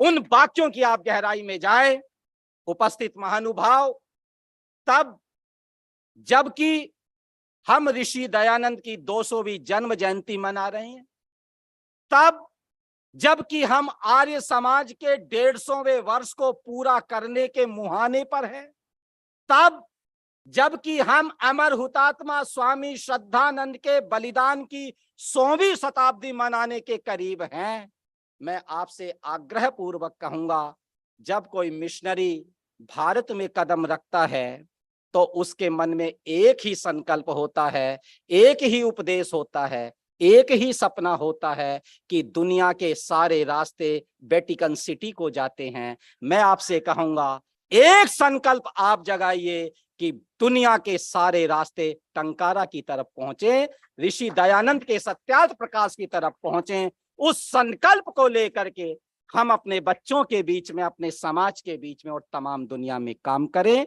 मैं आभारी हूं, मेरी बात को आपने बहुत ध्यान और सम्मान से सुना है। आप सबके प्रति बहुत बहुत धन्यवाद।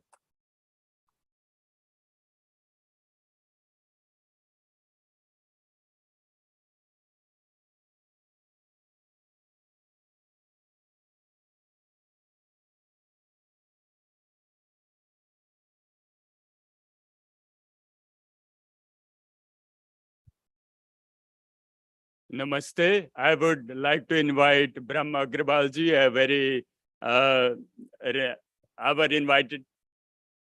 invited guest, to hand over a little token of appreciation to the keynote speaker.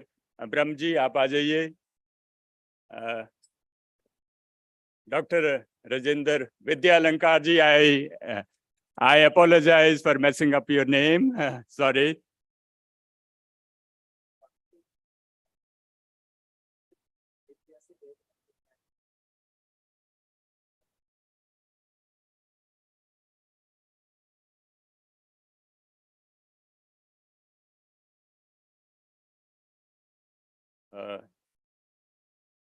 Dhanyabad. Thank you, Dr. Vidyalankarji. So those of you who are not fluent in Hindi, I have been tasked with the Herculean task of summarizing this wonderful and eloquent speech by Dr. Rajendra Vidyalankarji in English in a few minutes, which is very, I am nowhere close and nowhere, I don't feel myself to be even competent to do that, but I'll try my best because that's my responsibility today. Dr. Vidyalankarji started about what is the relevance of the message of Maharishi Dayanand. And he talked about what a visionary he was. He was 150 years back, but his thought process and his vision was way beyond his time. And then he talked about the situation and the conditions which were there in that time. India was politically being ruled by the British. We were so much down, we were socially, politically, and we had lost our self-respect. So we were way, way, way down. And that is the time he thinks those were the times that somebody like Rishi was required. And he was the product of those times. That is what our speaker just said about. And then he talked about that we are the land and we are so big and so rich in cultural heritage, in education, in spirituality, which was the basis why at what time we were the world leaders. And then what led to the decline of India, or Bharatvarsh as you call it, that from Kirvanto Vishmaryam, we divided into very small and very narrow pockets, which was for our self-preservation, for our self-interest, for our self-greed, or whatever you want to call. That is what he assigned, that why we divided. Half of our society was even not given the right to education. The women didn't have the right to read the Veds. So he talked about so many things. We are divided in each and every possible way, whatever you can think about. And that then he talks about what is the remedy. And Rishi comes up with a wonderful description of his vision in as described by the speaker, the learned speaker, in his book Satyat Prakash. And he talks about in the first chapter about God. I would not call God in English. That's not the exact translation. Ishwar, I will stick with the word Ishwar. So he talked about all the conflicts, which are the major conflicts in the world today, would go away if we read and follow the first chapter of Satyat Prakash, where he talks about the concept of Ishwar and one Ishwar, one and the only Ishwar, and we are all the progeny of that one Ishwar. If we are all one and we are part of one home, one nest, one ghosla he talked about, then there cannot be any divisions. So that is the wonderful vision which Rishi had in his first chapter. Then coming from that, he talks about what is then the second chapter of Satyat Prakash talks about education. How do we bring up our youth? What kind of education should be imparted? And Rishi has very eloquently put a wonderful structure of education, the responsibility of the parents, how they should inculcate the good values and in their progeny. And he mentioned putra, putri. What is the meaning of that? It is not that they are their son, they are the protector of whatever you have. So you should transfer all the knowledge and all the good things. Don't, as he mentioned, don't make them as the earning machines, which we try to do, that they should get the best job, they should get the highest salary. That should not be the only concept of education. The education is that you produce a wonderful, a good human being. That is what I think he implied in his eloquent words in Hindi. And in the end, our learned speaker talked about that Satyat Prakash is a book way ahead of its times, and it lays down a wonderful political, social structure. And he thought of this structure 150 years back, which is wonderful and which is beyond anybody's imagination. Let's have another round of applause for our learned speaker, Dr. Rajendra Vidyalankar ji. Bahut bahut dhanyabad. Now we will break out for a stretch break.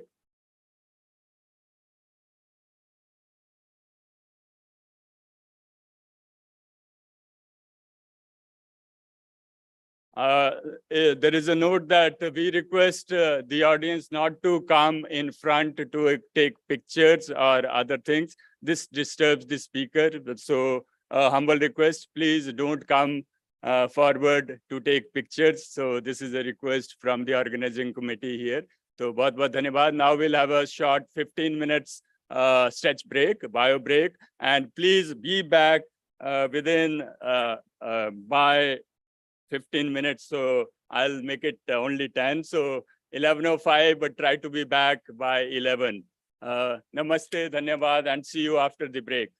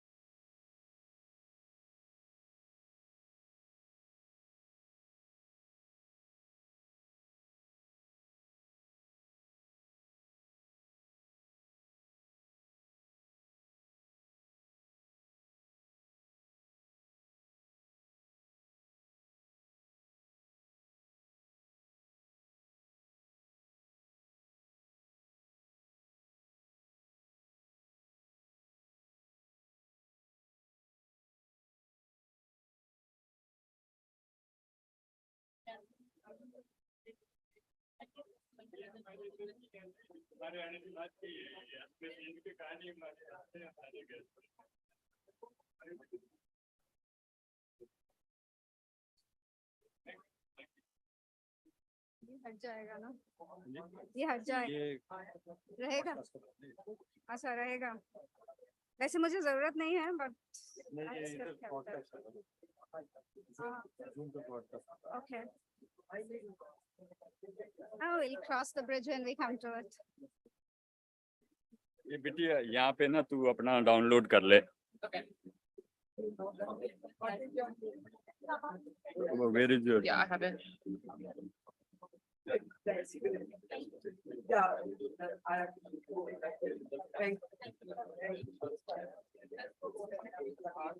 Okay, so which one?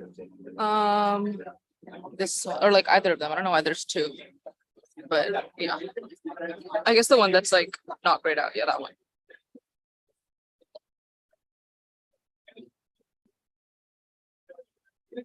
Namaste.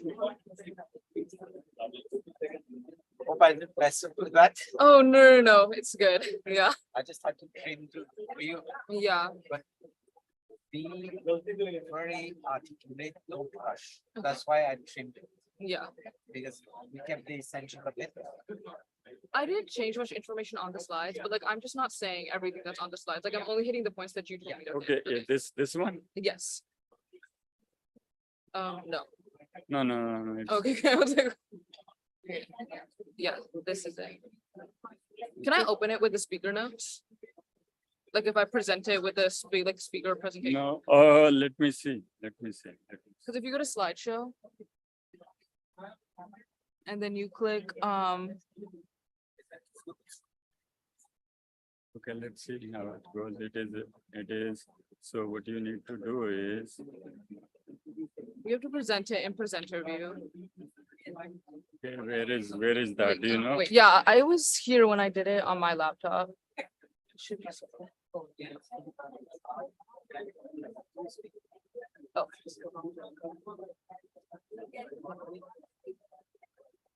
Okay, actually, I don't think it'll work.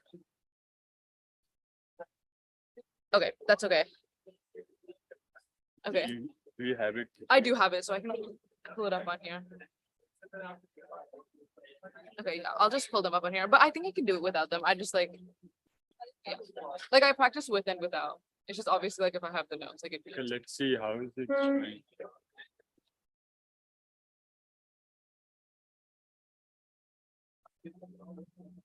Now is it showing? Test. No, it should be more.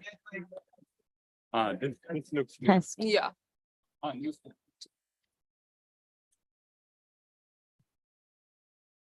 Test.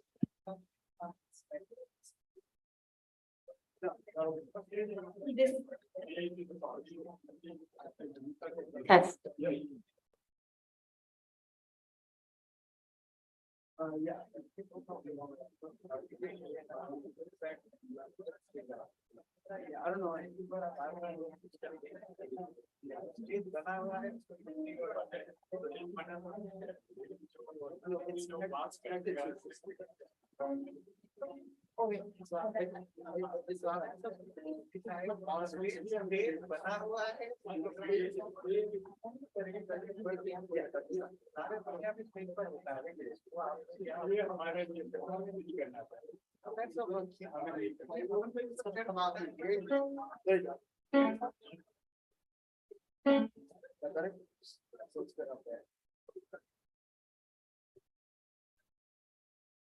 You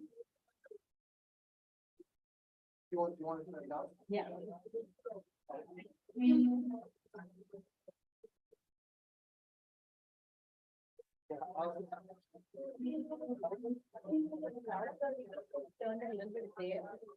I mean, the out there it's fine. It's just pretty.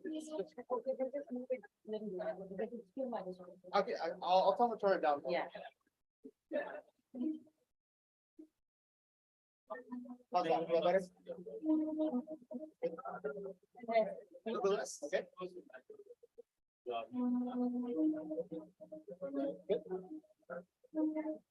Less.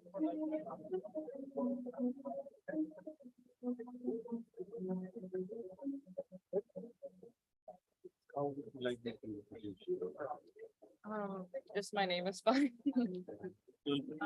Uh, so I'm from Houston. I am a junior in high school. Should I say my high school? I go to HSPBA. Okay. Oh, I've been coming to Arya since I was like 5.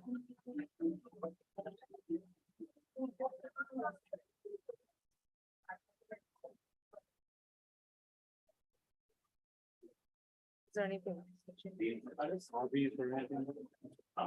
I like, I sing.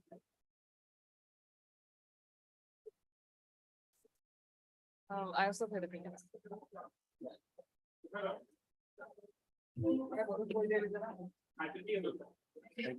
Yeah. I actually don't.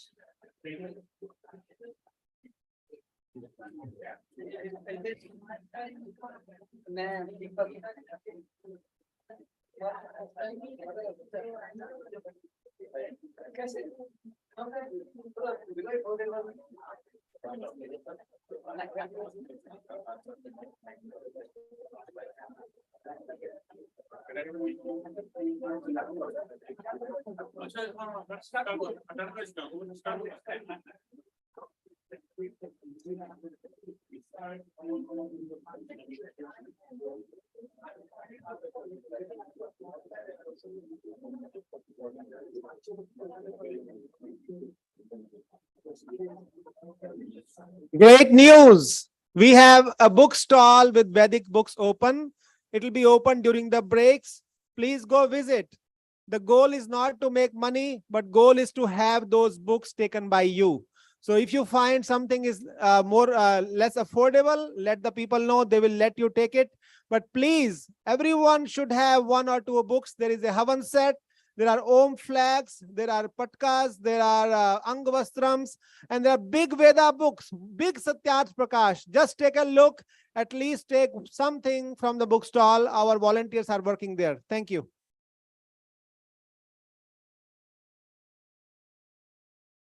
Do you know what is that? This our speaker? I do not know. Okay, so if we can check, so if I check.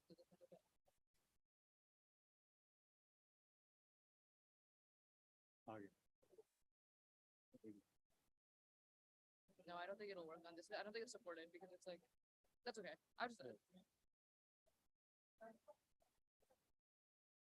कल आप सब जो बाहर चाय पान कर रहे हैं 5 मिनट का वक्त और है please try to make your way in आवाज बाहर जा रही है तो कृपया अंदर आने की कोशिश कीजिए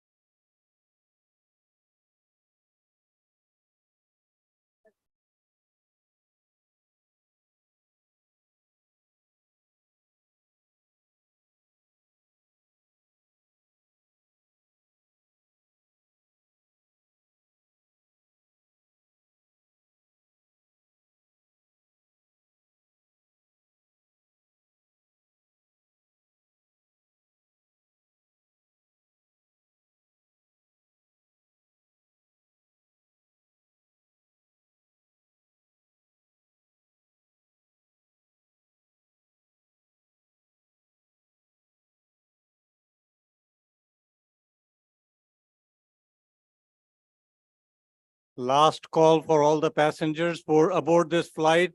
Please make it to your seats. The flight is about to take off in next minute. कृपया अपनी अपनी कुर्सियों पर बैठकर, कुर्सी की पेटी तो है नहीं लेकिन बैठ तो जाइए।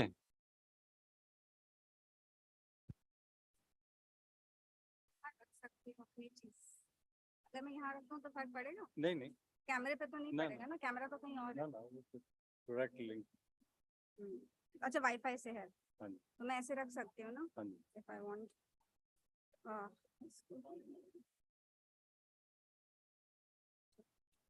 हालांकि जरूरत नहीं पड़ेगी, बट फिर भी नहीं, to be comfortable. I know.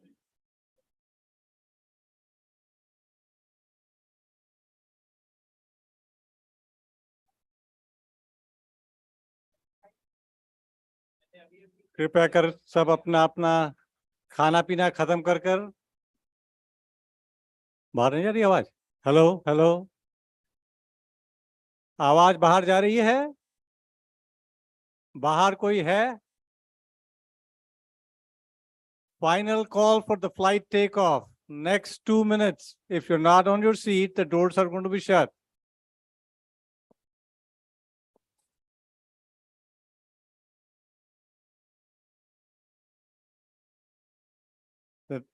The next event is a melodious bhajan by Vinita ji. So you all outside don't want to miss that.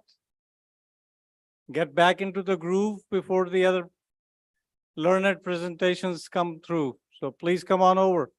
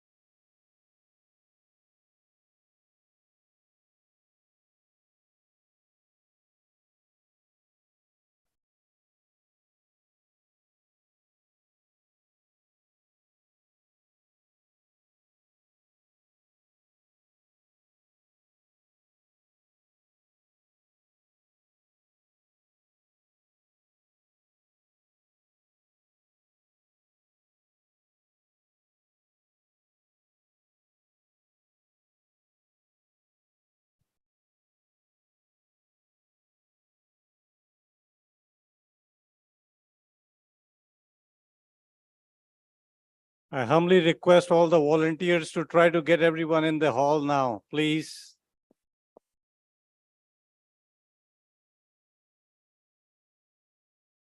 I guess we are in Houston, so uno, dos, tres.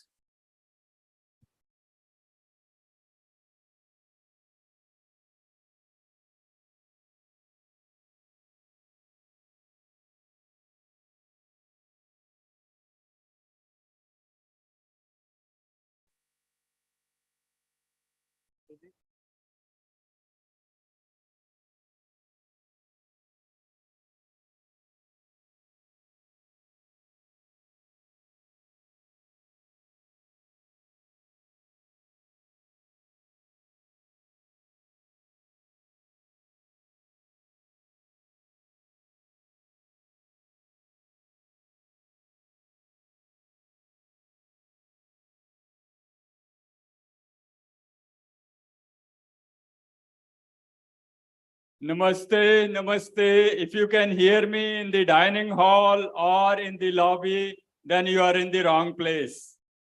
If you can hear me in the dining hall or in the lobby, you are in the wrong place. I'll request, please move inside the satsang hall. We have the program is ready and we are waiting for you. Namaste, namaste. Please, if you can hear me in the dining hall or in the lobby, please come inside. We are waiting for the program to start. Namaste. Dhanyavad.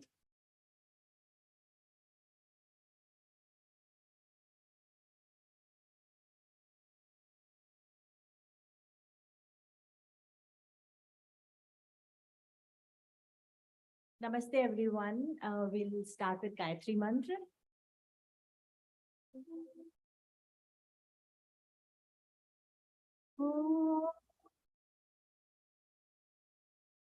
Bhuvaswaha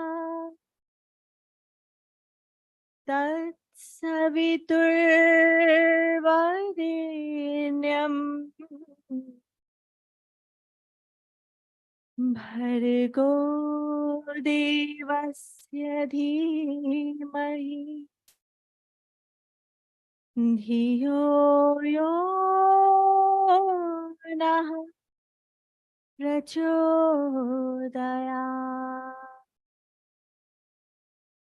Om Bhurbhuvaswaha Tatsaviturvarenyam Bhargo Devasya Dhimahi Dhiyo Yo Nah Prachodayat Om Bhurbhuvaswaha Tatsaviturvarenyam Bhargo Devasya Dhimahi Dhiyo Yo Nah Prachodayat Om Bhurbhuvaswaha Tatsaviturvarenyam Bhargo Devasya Dhimahi Dhiyo Yo Nah Prachodayat Om Bhurbhuvaswaha Tatsaviturvarenyam Bhargo Devasya Dhimahi Dhiyo Yo Nah Prachodayat. Everybody please join me. Om Bhurbhuvaswaha Tatsaviturvarenyam Bhargo Devasya Dhimahi Dhiyo Yo Nah Prachodayat Om Bhurbhuvaswaha Tatsaviturvarenyam Bhargo Devasya Dhimahi Dhiyo Yo Nah Prachodayat Om Bhurbhuvaswaha Tatsaviturvarenyam Bhargo Devasya Dhimahi Dhiyo Yo Nah Prachodayat Om Bhurbhuvaswaha Tatsaviturvarenyam Bhargo Devasya Dhimahi Dhiyo Yo Nah Prachodayat Om Bhurbhuvaswaha Tatsaviturvarenyam Bhargo Devasya Dhimahi Dhiyo Yo Nah Prachodayat Om Bhurbhuvaswaha तत्सवितुर्वरेण्यं भर्गो देवस्य धीमहि धियो यो नः प्रचोदयात् ॐ भूर्भुवः स्वः तत्सवितुर्वरेण्यं भर्गो देवस्य धीमहि धियो यो नः प्रचोदयात् ॐ भूर्भुवः स्वः तत्सवितुर्वरेण्यं भर्गो देवस्य धीमहि धियो यो नः प्रचोदयात् ॐ भूर्भुवः स्वः तत्सवितुर्वरेण्यं भर्गो देवस्य धीमहि धियो यो नः प्रचोदयात् ॐ भूर्भुवः स्वः तत्सवितुर्वरेण्यं भर्गो देवस्य धीमहि धियो यो नः प्रचोदयात् ॐ भूर्भुवः स्वः तत्सवितुर्वरेण्यं भर्गो देवस्य धीमहि धियो यो नः प्रचोदयात् ॐ भूर्भुवः स्वः तत्सवितुर्वरेण्यं भर्गो देवस्य धीमहि धियो यो नः प्रचोदयात् ॐ भूर्भुवः स्वः तत्सवितुर्वरेण्यं भर्गो देवस्य धीमहि धियो यो नः प्रचोदयात् ॐ भूर्भुवः स्वः तत्सवितुर्वरेण्यं भर्गो देवस्य धीमहि धियो यो नः प्रचोदयात्। धन्यवाद मेरा साथ देने के लिए। अब मैं अपना भजन प्रस्तुत करूंगी।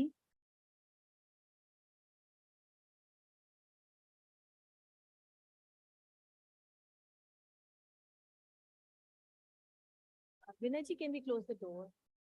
Vinay ji, can we close the door at the back?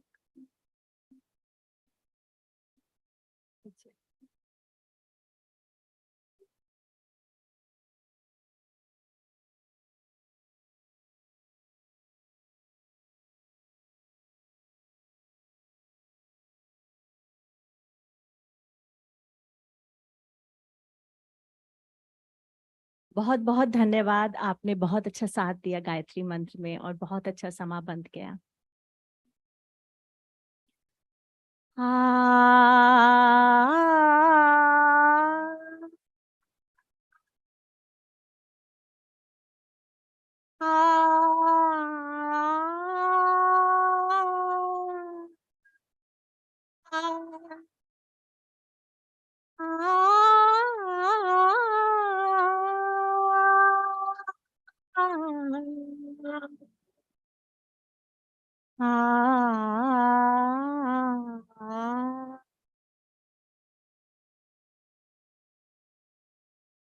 प्रभु मैं हूँ तेरी शरण, लगी मुझको तेरी लगन। प्रभु मैं हूँ तेरी शरण, लगी मुझको तेरी लगन। प्रभु मैं हूँ तेरी शरण, लगी मुझको तेरी लगन। बन के रहूं मैं तेरे भगवन।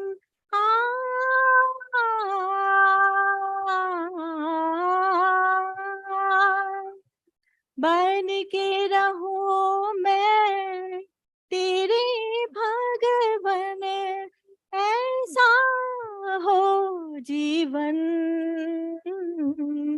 प्रभु मैं हूँ तेरी शरण, लगी मुझको तेरी लगन। तुम ही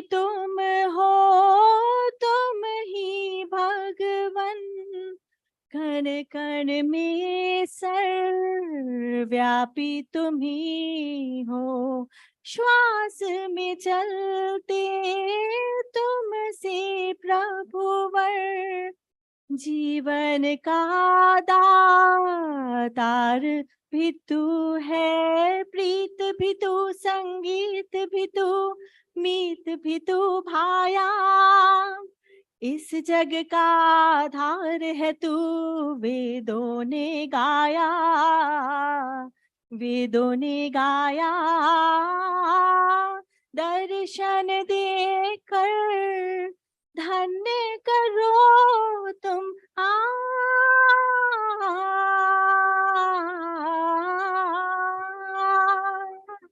दर्शन देकर धन्य करो तुम मेरे जीवन धन,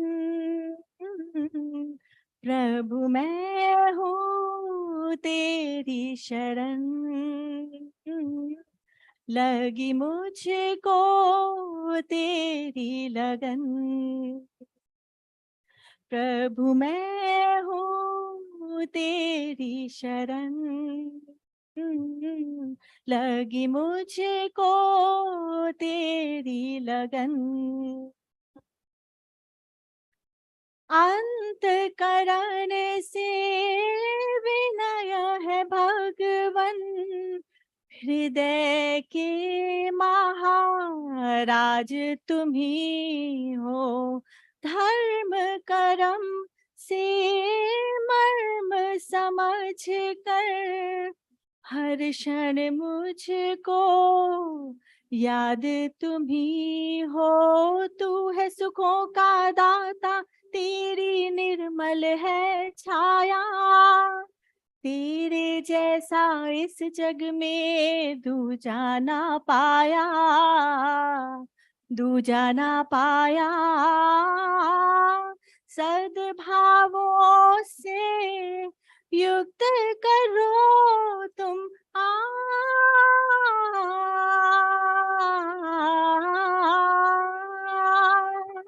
सद्भावों से युक्त करो तुम मेरे जीवन धन, प्रभु मैं हूँ तेरी शरण, लगी मुझको तेरी लगन, बन के रहूं मैं तेरे भगवन, ऐसा हो जीवन, प्रभु मैं हूँ तेरी शरण,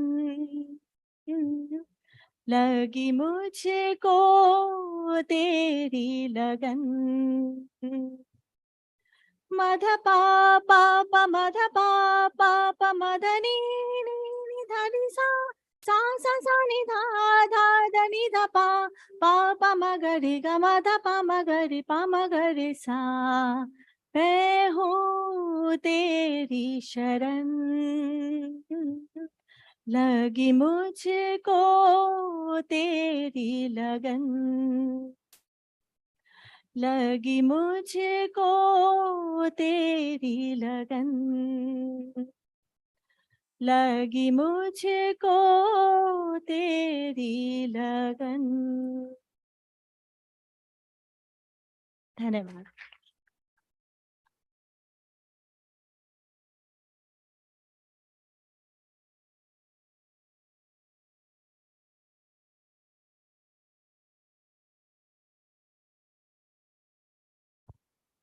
For such a melodious bhajan, भगवान के साथ आपने हमारी तार मिला दी। That said, I would like to invite our next speaker, Arya ji. She's well known. She's spoken at other conferences, last Mahasammelan as well. She's a seeker of Vedic knowledge and a staunch promoter of Vedic Dharma in Sanskrit, expert in multilingual Sanskrit. I'm always amazed when I hear somebody say they can converse in Sanskrit fluently. No, I've tried few times to learn Sanskrit, but haven't been there yet. So she's daughter of late Dr. Dharamveer Ji, who was a renowned scholar, Vedic missionary, and former president of Paropratani Sabha.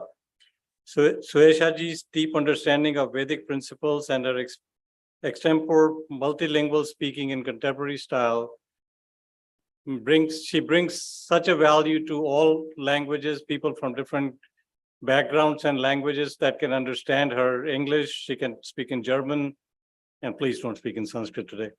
I won't be able to translate that. So, she has also been on the steering committee for International Yoga Competition and spoken on various topics such as Vedic Sanskar Vidhi. She currently resides in the beautiful city of Seattle. With that, I would like to invite Suesha Ji.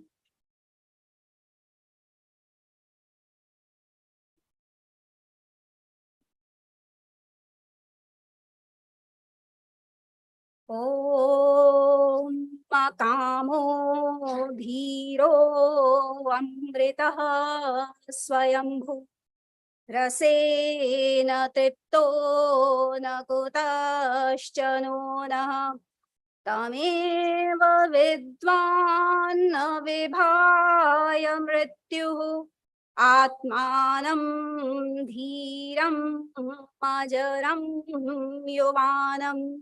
Om Shanti, Shanti, Shanti. Sadar Namaste to all of you.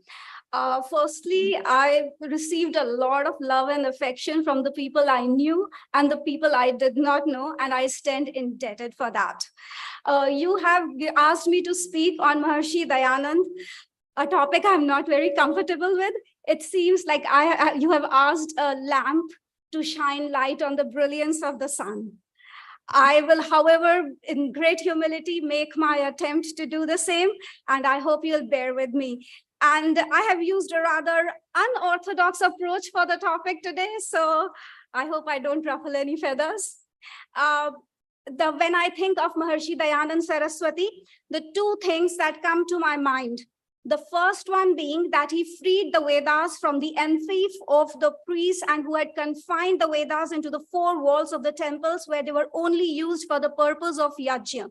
He brought it to the common man. And the best part and the beauty of it is that he used the mantra from Yajurved to prove that yathemam vacham kalyanim avadani janebhya brahmarajanyabhyam shudraya charyaya cha swaya charanaya cha priyo devanam dakshinayai datur iha bhuyasam ayam me kamah samriddhyatam upamado namatu. And the second he did was he brought the Arsh Paddhati or the Arsh vision to the interpretation of the Vedas. What that did and which helped us recognize and understand the Vedas as we know today being Sarvakalik, that means valid at all times, Sarvabhaumik everywhere, and Sarvajanin for everyone. I, however, take exception to the word when you speaking about the religious reforms. It means that it appears to me as if I'm studying an NCERT book where you write religious, social, and political reforms. I will drive home my point by giving you an example. So there is an anecdote where between Vinoba Bhave and Ghanshyam Das Bilda, where I hope Vinoba Bhave was a leader during India's struggle for freedom, and Birla, as you know from the Birla temples, were the leading industrialist at the time. So Ghanshyam Das Birla asks Vinoba Bhave, Gandhi and Nehru dine at my place, why don't you? So Vinoba Bhave replies to him saying that, Mr. Birla, the day you will stop mixing animal fat in your soaps, that day I will dine at your place. So to that, Ghanshyam Das Birla replies, Arey, aap dharma ko dhande se mat milaiye. It means that you don't mix religion with business. Vedic Dharma does not believe in that interpretation. When a person believes in the Vedic Dharma or walks in the footprints of Maharshi Dayanand Saraswati, the person stands apart from the crowd. It reflects in my social, it reflects in my political, it reflects at my home, it reflects in my society with my colleagues and at my workplace. And I have heard that people from the lectures remember anecdotes more. So I am going to explain my point with the help of anecdotes. First, the lighter one. So it is a popular a lot of pravachan kartas in India use that. So it is like November, December, and January are the wedding seasons in India. So there are multiple wedding processions, and a group of Arya Samajas had to attend a wedding procession, and they could not identify which one to attend. So they heard the words Ishwar Jeev Prakriti being discussed somewhere, and they said, this is the procession we are supposed to attend. And this is what walking in the footsteps of Maharshi Dayanand does. It becomes ubiquitous. It is everywhere at the time.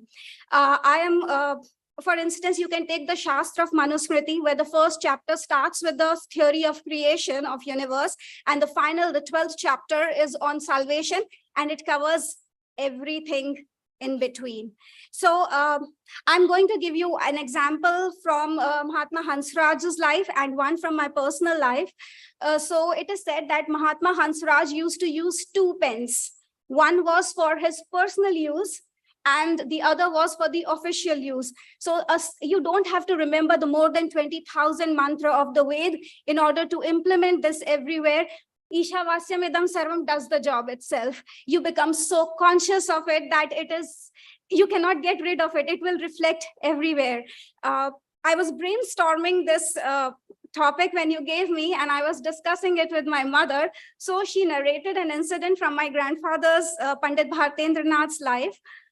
She said that once he was invited by Arya Samaj Lucknow for an event, and he was traveling with my grandmother, Pandita Rakesh Rani.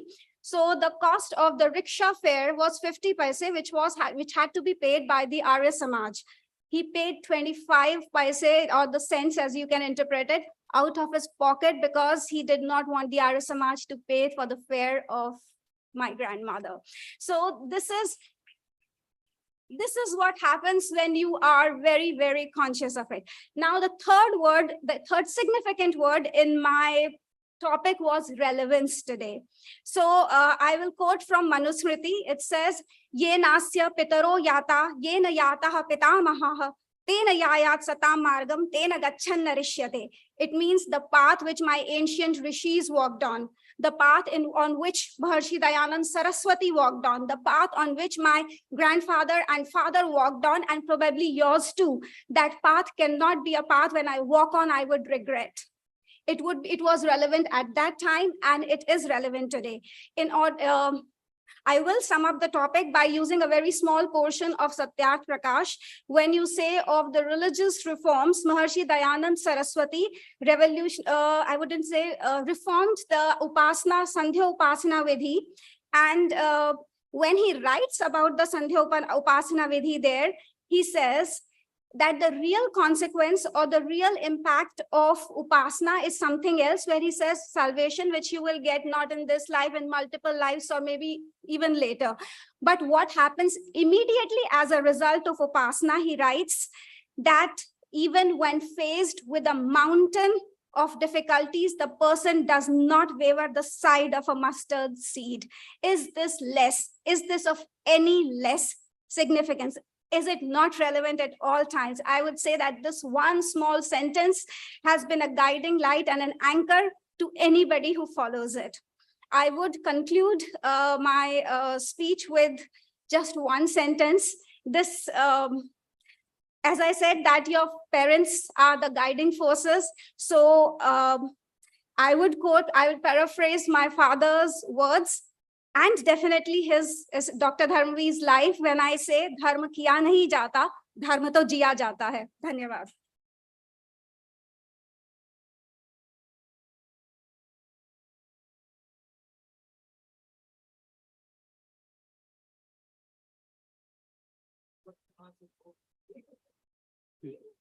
You can come on over for it. We've got some time, so if you have any questions, any clarifications on some of the things that you Vishraji had told me that please don't go that fast when you speak, but when I come to the podium, I forget it. I'm so sorry. I just rush. I'm sorry. Okay, no worries. Any questions from the floor? Yes, recordings will be available. Questions about the topic?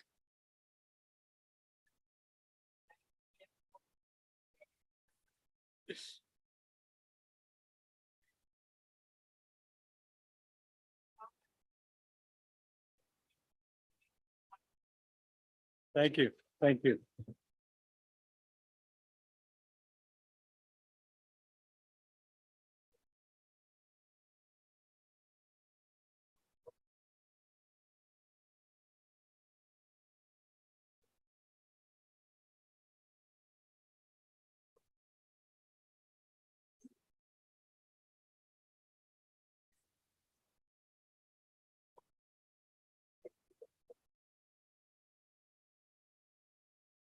We have a forum because we can combine the. I see the talent there to combine the past with the present. So maybe I propose that we have a forum set up where people can pose their current day challenges and she can then answer them to connect with our past, because we have really lost our way in many ways from what I realized after listening to her. This way we can improve ourselves to follow the footprints of our great sannyasi. Point taken, we'll accommodate that later. We do have a Shanka Samadhan session where, as well as some breakout sessions for enabling some of those. She'll be at the Shanka Samadhan as well, so. I just say you did an excellent job.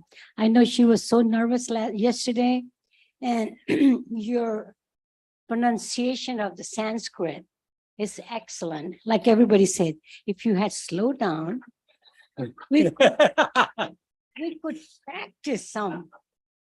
So yeah, Shaji, thank you so much for such encouraging words. I think we can all relate to the relevance of Swami Dayananda's teachings, and we can apply those teachings with some of the examples that she gave us.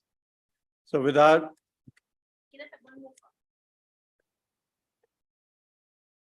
I think everybody's saying it, and she herself is saying it, that she went too fast. But I think her enthusiasm with which she was speaking, and her voice and her style of going so fast, it shows how confident she is and that she knows her material. So don't do any changes. You were perfect. We enjoyed you thoroughly. Thank you.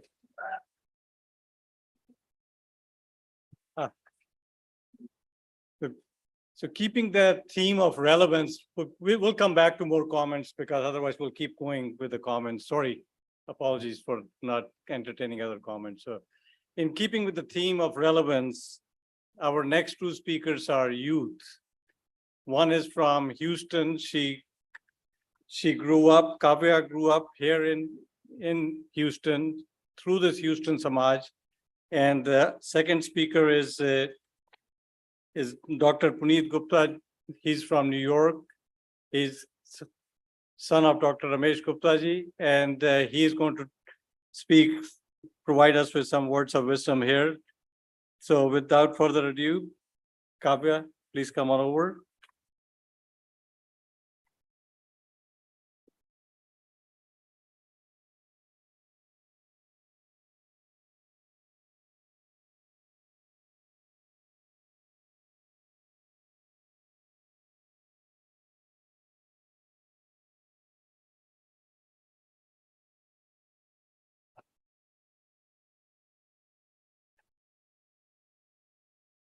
Thank you so much. Namaste, everyone.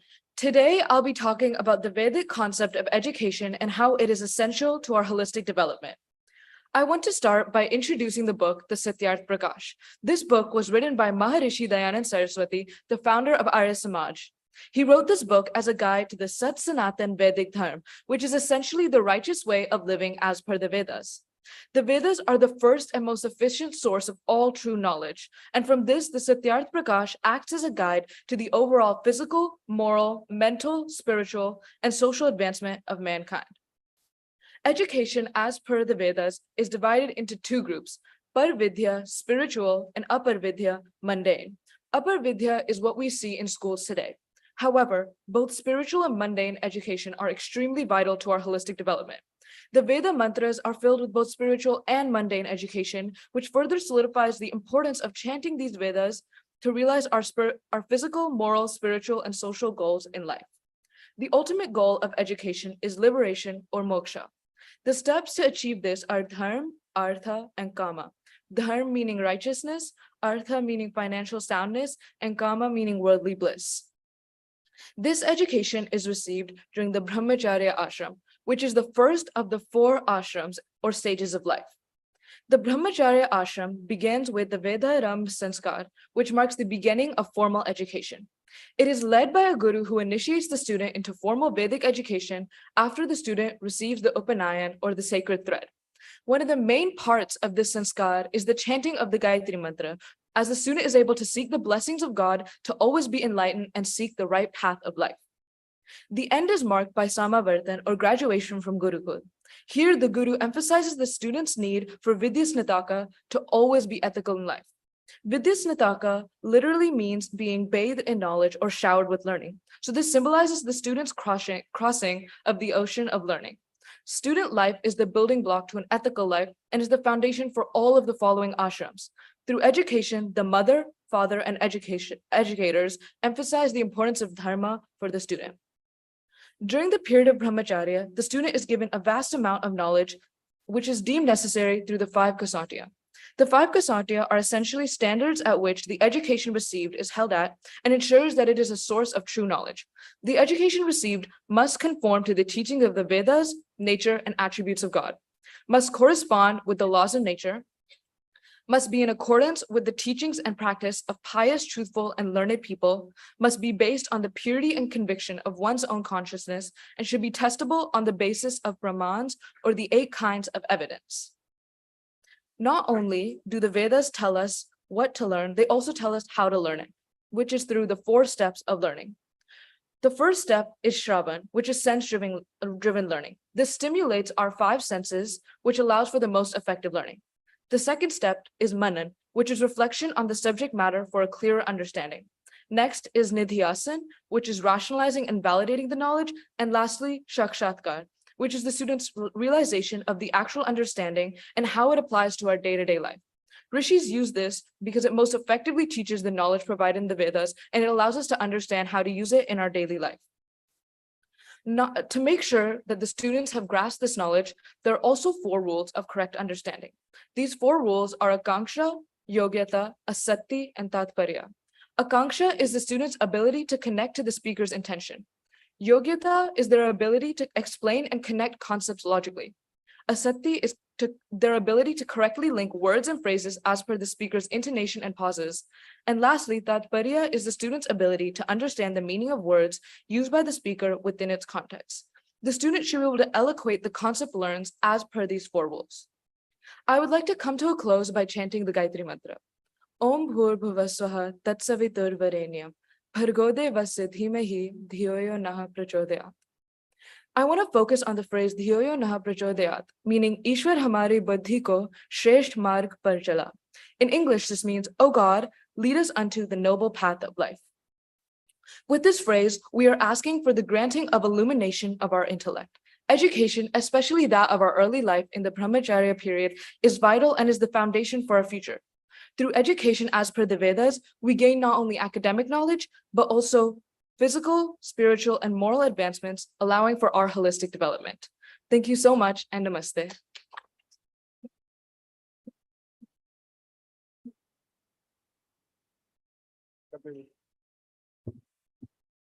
Thank you so much. From the speakers, and now to carry on with the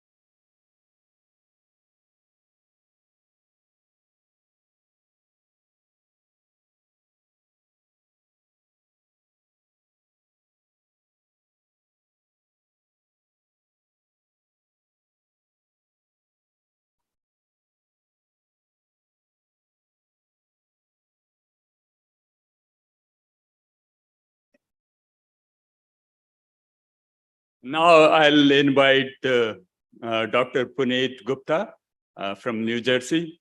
Please welcome with a round of applause.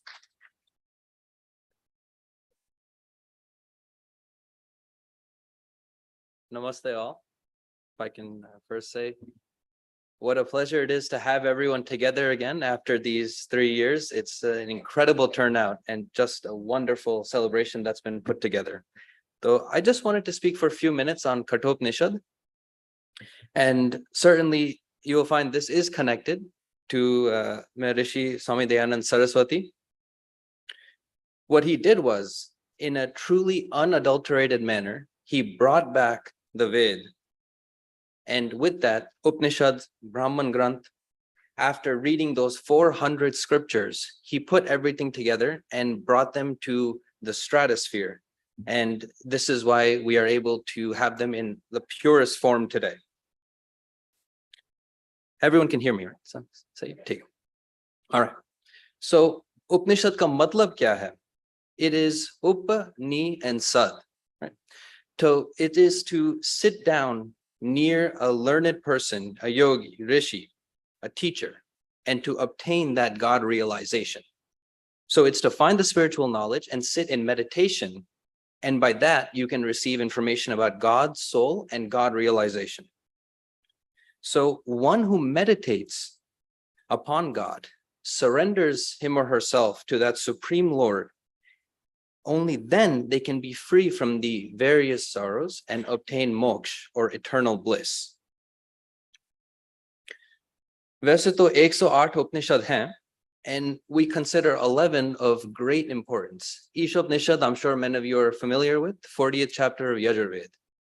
Kathopanishad, also very important Upanishad. It delineates the mind, soul, and it is named after the Rishi Kat. So Katha Upanishad or Kathopanishad. What is in the Kathopanishad? There are 4 main teachings here. 2 are of great importance. One is parents and elders. We must always respect them. The other is the phenomenon of God. The other 2, also very significant. They are how to achieve salvation and what happens to the soul after death. So Kathopanishad, before we continue, I just want to mention that it's told in a story and dialogue form. Now, whether it's factual, simply meant for educational purposes, is immaterial. What is important is the teachings and the lesson that's found here. So it's about the story of a young, curious boy, Nachiketa. He wanted to know about several different phenomena, including God, soul, the phenomenon of death, and the path to salvation. And so the way it begins is he found his father. He was donating all sorts of possessions in order to achieve moksha himself, or eternal bliss, salvation. Okay. So this I already mentioned before. A point came that the father was simply donating worthless objects, cows that are simply not able to provide progeny, no milk. And so Nachiketa asked his father, why are you doing this? Why are you donating these worthless possessions? I'm also your possession. Why don't you give me away as well? The father became angered and he said, okay, I will give you to Yam, or death. The boy, he took these words literally. He ran off to a hermitage and he went to Yam. He went to his hermitage. He waited there for 3 days and 3 nights. Sage Yamacharya felt he had no choice but to offer him 3 boons for this pure dedication. So the first boon that Nachiketa asked for was that his father not be upset. Now look at this young boy. He was scolded at and literally told that he would be sent to death by his father, but there was no anger from him. The lesson here is that we as youth, and all of us really as a society, we must always respect our parents and elders without question. The second boon that Nachiketa asked for was how to achieve salvation. Now, this was a very involved response by Sage Yam. He said that the only person who can achieve salvation, that eternal bliss, is by one who goes through the 4 stages of life. the 4 proper stages of life. That is student, householder, grandparent, or social worker, and sannyasi or ascetic, one who has given up the worldly possessions.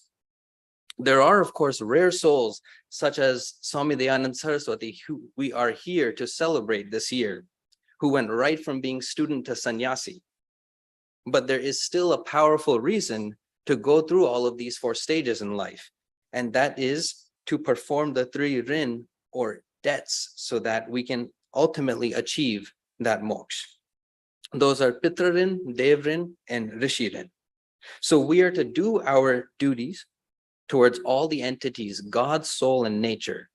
That is in the form of a student, householder, and then ultimately through stages 3 and 4 as a social worker. Finally, this is a very interesting boon that Nachiketa asked. What happens after death? To this, these, sorry, can I continue? Yeah, okay, just 2 more minutes, sorry, yes, yeah, okay. To this, Sage Yama was perplexed. How do I answer this boy's questions? If I do so, I'm going to lead him astray from the 4 proper duties, and then he will not be able to go through that proper form of life. However, Nachiketa explained the strength of his resolve. Naviten tarpaniya manushya. Materialism can never produce lasting satisfaction. So to this, Sage Yama was convinced this is the right student. And so he explained to Nachiketa that there are 2 paths, Priyamarg and Shreyamarg. In Priyamarg, that is the path of comfort, ease, pleasures, and it's short lasting. Shreyamarg, very different. That's the path of lasting peace. And finally, with this 3rd boon, Sage Yama explained the main name of God, that is Om. Sarve Veda Yat Padma Mananti, Tapansi Sarvani Cha Yad Vadanti. Yadichanto Brahmacharyam Charanti, Tatte Padam Sangrahim Bravimyo Mityetat. Now, in conclusion, very quickly, there are 3 entities in this universe, God, soul, and nature. God is inside you, outside you, and everywhere. He is formless, never takes birth. Souls are infinite in number.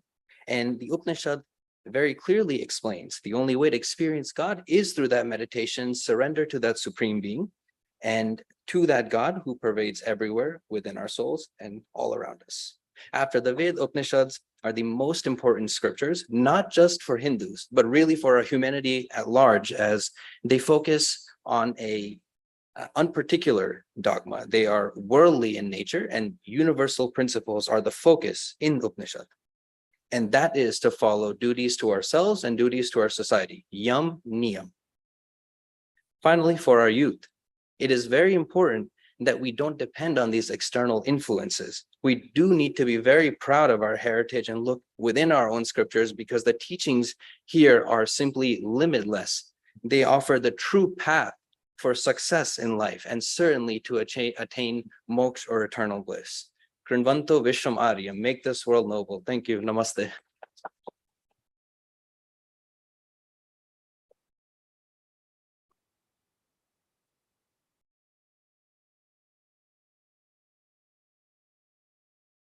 Appreciate your taking your time.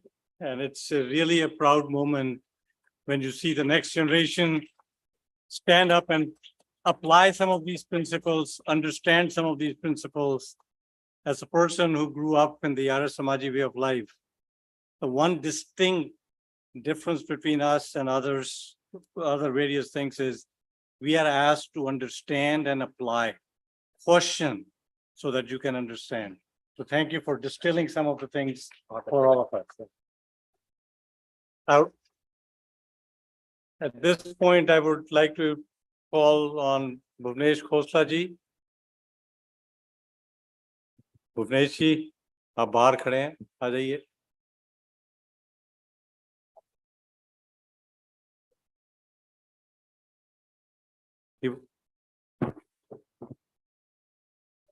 He was going to introduce Arya. It's my privilege to introduce Bhai Vinay Arya ji, who is, and I keep telling it, that he is a source of inspiration for many of us. He is, I think the encouragement and positive energy continues illuminating from his within. So even if he's stressed out, he has something to offer. And we have had long conversation, and anytime I have spoken to him, he will talk about Arya Samaj projects. And at times, I would want to talk about a little bit of what other things are going on in Arya Samaj. He'll bring me back to the projects that he is thinking. And I think, yesterday someone was talking about what is his designation. And I said, any person's designation is how big and how long-term he can think. So Vinay ji thinks of 50 years, 100 years, 200 years of Arya Samaj. He does not think Delhi. He does not think India. He thinks of the whole world. So his aim has been to make the world Vishwanidam, make Arya Samaj as one Ghosla, wherein all of us volunteers can work together for the benefit of the community and society. Designation wise, he is the General Secretary of Delhi Sabha, and he is the Vice President of Sarvadeshik as well. But I think I see him much beyond that, even because personality से पद की शोभा होती है, तो विनय जी से उनके पद की शोभा है. So I'm inviting Vinay ji to say a few words. आदरणीय विनय जी.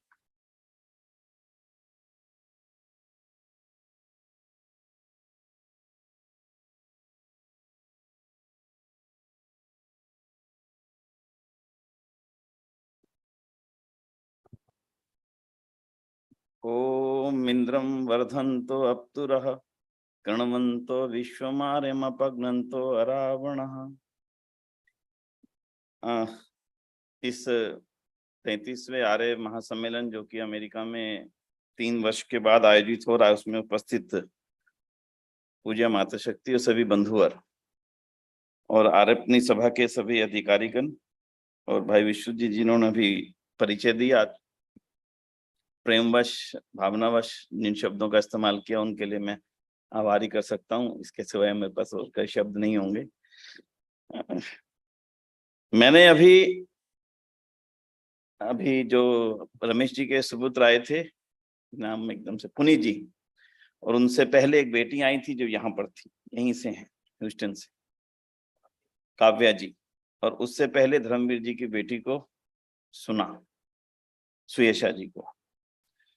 तीनों को सुनकर के एक बात मैं अपने मन में सोच रहा था कि इन तीनों के माता पिता का जीवन सफल है। एक बार उनके लिए ताली बजा।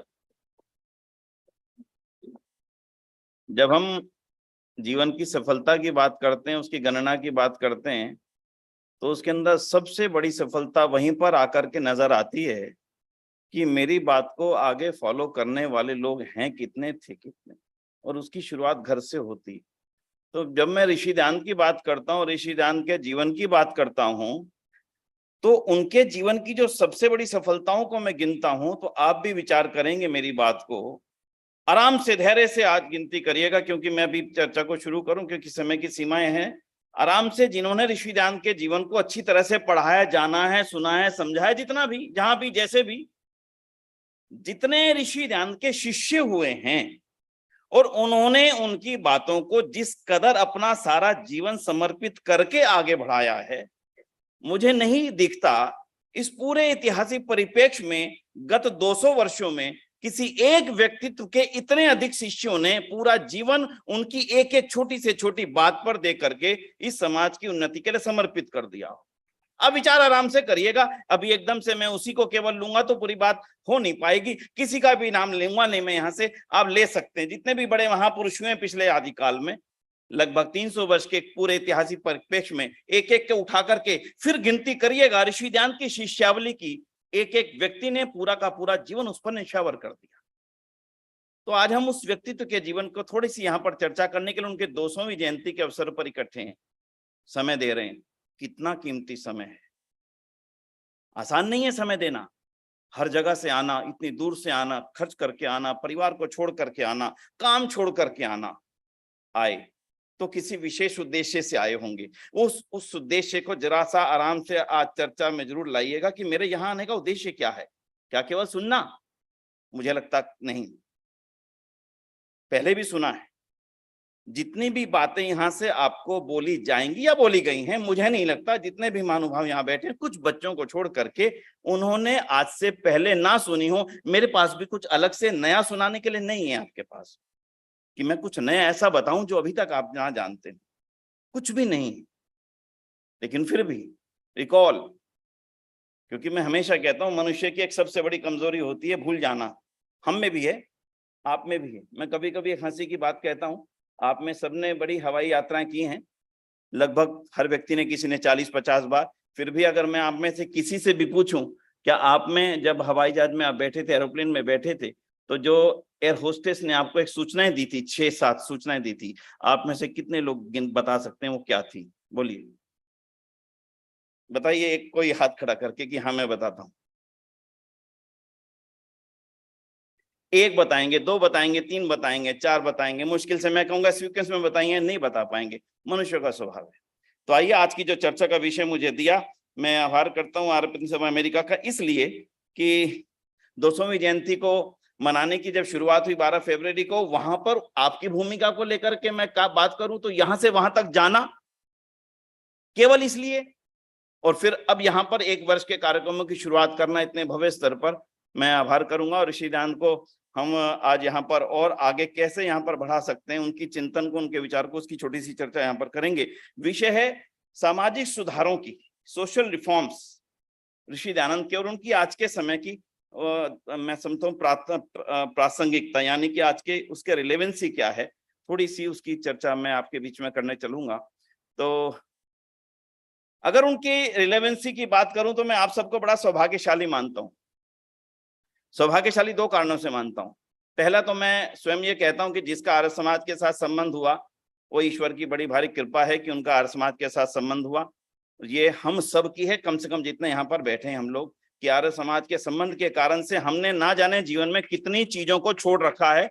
मैं अभी एकदम से एक व्हाट्सएप आया था, जैसे मैं यहाँ पे खड़ा होना, जैसे बैठने की बात आई यहाँ पे एक कार्यक्रम, मैं सोच रहा था अगर हम में से जो लोग यहाँ पर आज बैठे हैं आर्य समाज के साथ संबंध ना रखते होते, तो अभी एक इन्विटेशन आया था बागेश्वर धाम का, तो शायद हम में से कितने लोग अपनी पर्ची दिखाने के लिए, स्लिप दिखाने के लिए वहां पर बैठे होते। आज अगर हम लोगों में से एक भी व्यक्ति वहां पर जाने की जरा सी इच्छा भी नहीं रखता, तो उसका श्रेय केवल और केवल दयानंद और आर्य समाज को है, इसके अलावा किसी को नहीं। इस समय वहां पर ऑनलाइन स्लिप्स का एक विज्ञापन आया है कि आप चाहें तो बागेश्वर धाम धीरेन्द्र शास्त्री के दरबार में ऑनलाइन स्लिप पढ़ सकते हैं। मैं विचार कर रहा था दयानंद ना होता तो आज धीरेन्द्र शास्त्री जैसे ना जाने कितने लोग दुनिया में क्या क्या कर रहे होते, कर रहे हैं। अभी राजेंद्र जी ने अपनी चर्चा के दौरान इसको चर्चा की थी। तो सोशल रिफॉर्म जो दयानंद ने हमारे सामने रखे थे, उनकी पूरी चर्चा तो नहीं करूंगा, लेकिन उसकी संक्षिप्त चर्चा मैं कहूंगा कि दयानंद ने हमारे सबके सोचने का, समझने के तरीके को बदल करके रख दिया था। अगर उनकी सबसे बड़ा सोशल रिफॉर्म है, व्यक्ति क्या सोचता था, जो बोला जाता था उसी को ज्यों क्या त्यों मान करके उस पर चल पड़ता था। दयानंद का सबसे बड़ा सोशल रिफॉर्म मैं कहूंगा कि उसने हमारे सोचने की शैली को बदल करके रख दिया, और हमारे सामने एक शब्द का ला करके उसने हमारे सामने रख दिया। किसी बात को करने से पहले एक शब्द जरूर सोचना, क्यों। आपके सामने भी जब भी कोई बात आए, कोई व्यक्ति कहने के लिए आएगा, भाई साहब ये ऐसा कर लो, ऐसा हो जाएगा, आप कहोगे क्यों भाई, ऐसा कैसे होगा। लेकिन ये प्रश्न, माफ कीजिएगा, आर्य समाज से जुड़ा व्यक्ति ही उठा सकता है। नहीं तो भीड़ तंत्र, जिस भीड़ तंत्र की बात हमारे माननीय राजेंद्र जी कर रहे थे, वहां पर इस क्यों की कोई पहचान करने वाला, कोई सुनने वाला नहीं। जो ही आपने क्यों कहा, ये बताने वाला वहां 50 लोग मिल जाएंगे, क्यों भाई तुम आर्य समाज से जुड़े हो क्या। ये क्यों का मतलब क्या होता है। और मैं समझता हूं इससे बड़ा सोशल रिफॉर्म मनुष्य के लिए नहीं हो सकता कि कुछ भी करने से पहले, सोचने से पहले वो क्यों पूछता है।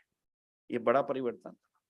दूसरा बड़े परिवर्तन की आज के समय में अगर बात करूं, ऋषि ध्यान की, जिसको हमारी बहन ने उठाया, है कहाँ, वो दिख ही नहीं रही, सुयशा जी। सुयशा जी ने वेद की बात उठाई थी। ऋषि ध्यान की कितनी बड़ी कृपा थी, इतने ग्रंथों को धर्म ग्रंथ कह करके सबके सामने रख दिया गया था कि यही है धर्म ग्रंथ, बस यही है ईश्वर की वाणी, यही है अल्लाह का पैगाम, यही है गॉड की बुक, यही मानना, इसी पे चलना, यही धर्म बता दिया गया था। ऋषिदान की कितनी बड़ी कृपा हुई, उन्होंने सत्यार प्रकाश को भी अपना ग्रंथ नहीं बताया और हमारे सामने उस ईश्वर के ज्ञान को इस प्रकार से खोल करके रख दिया कि यही है अकेला ईश्वर का ग्रंथ, ईश्वर की वाणी, ईश्वर का ज्ञान, जो दुनिया के हर मनुष्य पर बराबरी से लागू होता है। इतना सा भी इधर उधर जाकर के करना चाहेंगे, देखना चाहेंगे तो सफलता मिलेगी नहीं। वेद के 20,500 मंत्रों में से किसी एक मंत्र को उठा लीजिए, किसी भी एक मंत्र को उठा लीजिए, दुनिया के किसी भी देश के किसी भी शहर में किसी भी मनुष्य के सामने ले जाकर के खड़ा कर दीजिए। अगर वो ये कह दे ये मंत्र मेरे से रिलेवेंसी नहीं रखता, मेरे समाज से रिलेवेंसी नहीं रखता, मेरे देश से इसकी कोई रिलेवेंसी नहीं है, मैं मान जाऊंगा कि ऋषिदान का कथन गलत था। लेकिन ऐसा होगा नहीं, करके देख लीजिएगा। आप भी अलग अलग संस्कृतियों से यहाँ पर बैठे हैं, वेद के किसी एक मंत्र को उठा लीजिए। राष्ट्रीय प्रार्थना की जब हम बात करते हैं, वैदिक राष्ट्रीय प्रार्थना आप बोलते हैं, आप ब्राह्मणों ब्रह्म वर्चसी जायताम, यूएन के किसी भी देश के एम्बेसडर को कहिएगा कि हमने आपके देश के लिए प्रार्थना लिखी है, आपके देश के लोग अगर इसे अपने देश के लिए बोलेंगे तो ये पूरी रिलेवेंट होगी कि नहीं होगी। आप एकदम से जितने लोग जानते हैं हाँ या ना करिए, बोलिए हाँ या ना जी बोलिए। और किसी देश की नेशनल एंथम को उठा करके बोलिए, भारत का यहाँ पर लागू नहीं होगा, यहाँ का भारत पर लागू नहीं होगा, यहाँ का यूके में लागू नहीं होगा, यूके का कनाडा में लागू नहीं होगा। यही वेद की विशेषता थी, यही बताने वाला हमें दयानंद था। अगर वो हमारे सामने वेद की इस ग्लोबल यूनिवर्सल अप्रोच को सामने ना रखते तो शायद वेद भी हिंदू लोगों का एक छोटे से वर्ग का, या हो सकता है आर्य समाज के लोगों का धर्म ग्रंथ बन करके रह जाता। लेकिन नहीं, तो हम क्या करें? बस मैं इसी बात को यहाँ पे कहना चाहता हूं, दयानंद ने जो बताना था हमें बता दिया, हमने जितना सुनना था वो सुन भी लिया। अब शुरू यहां से हमारी ड्यूटी, हमारी जिम्मेदारी यहां से शुरू हो जाती। दयानंद को समझने के लिए दयानंद को पढ़ना पड़ेगा, दयानंद को जानने के लिए दयानंद को जानना पड़ेगा। दोबारा से शब्द बोलता हूं, क्यों? दयानंद को जाना था श्रद्धानंद ने, पूरा जीवन दे दिया। दयानंद को जाना था लेखराम ने, पूरा जीवन दे दिया।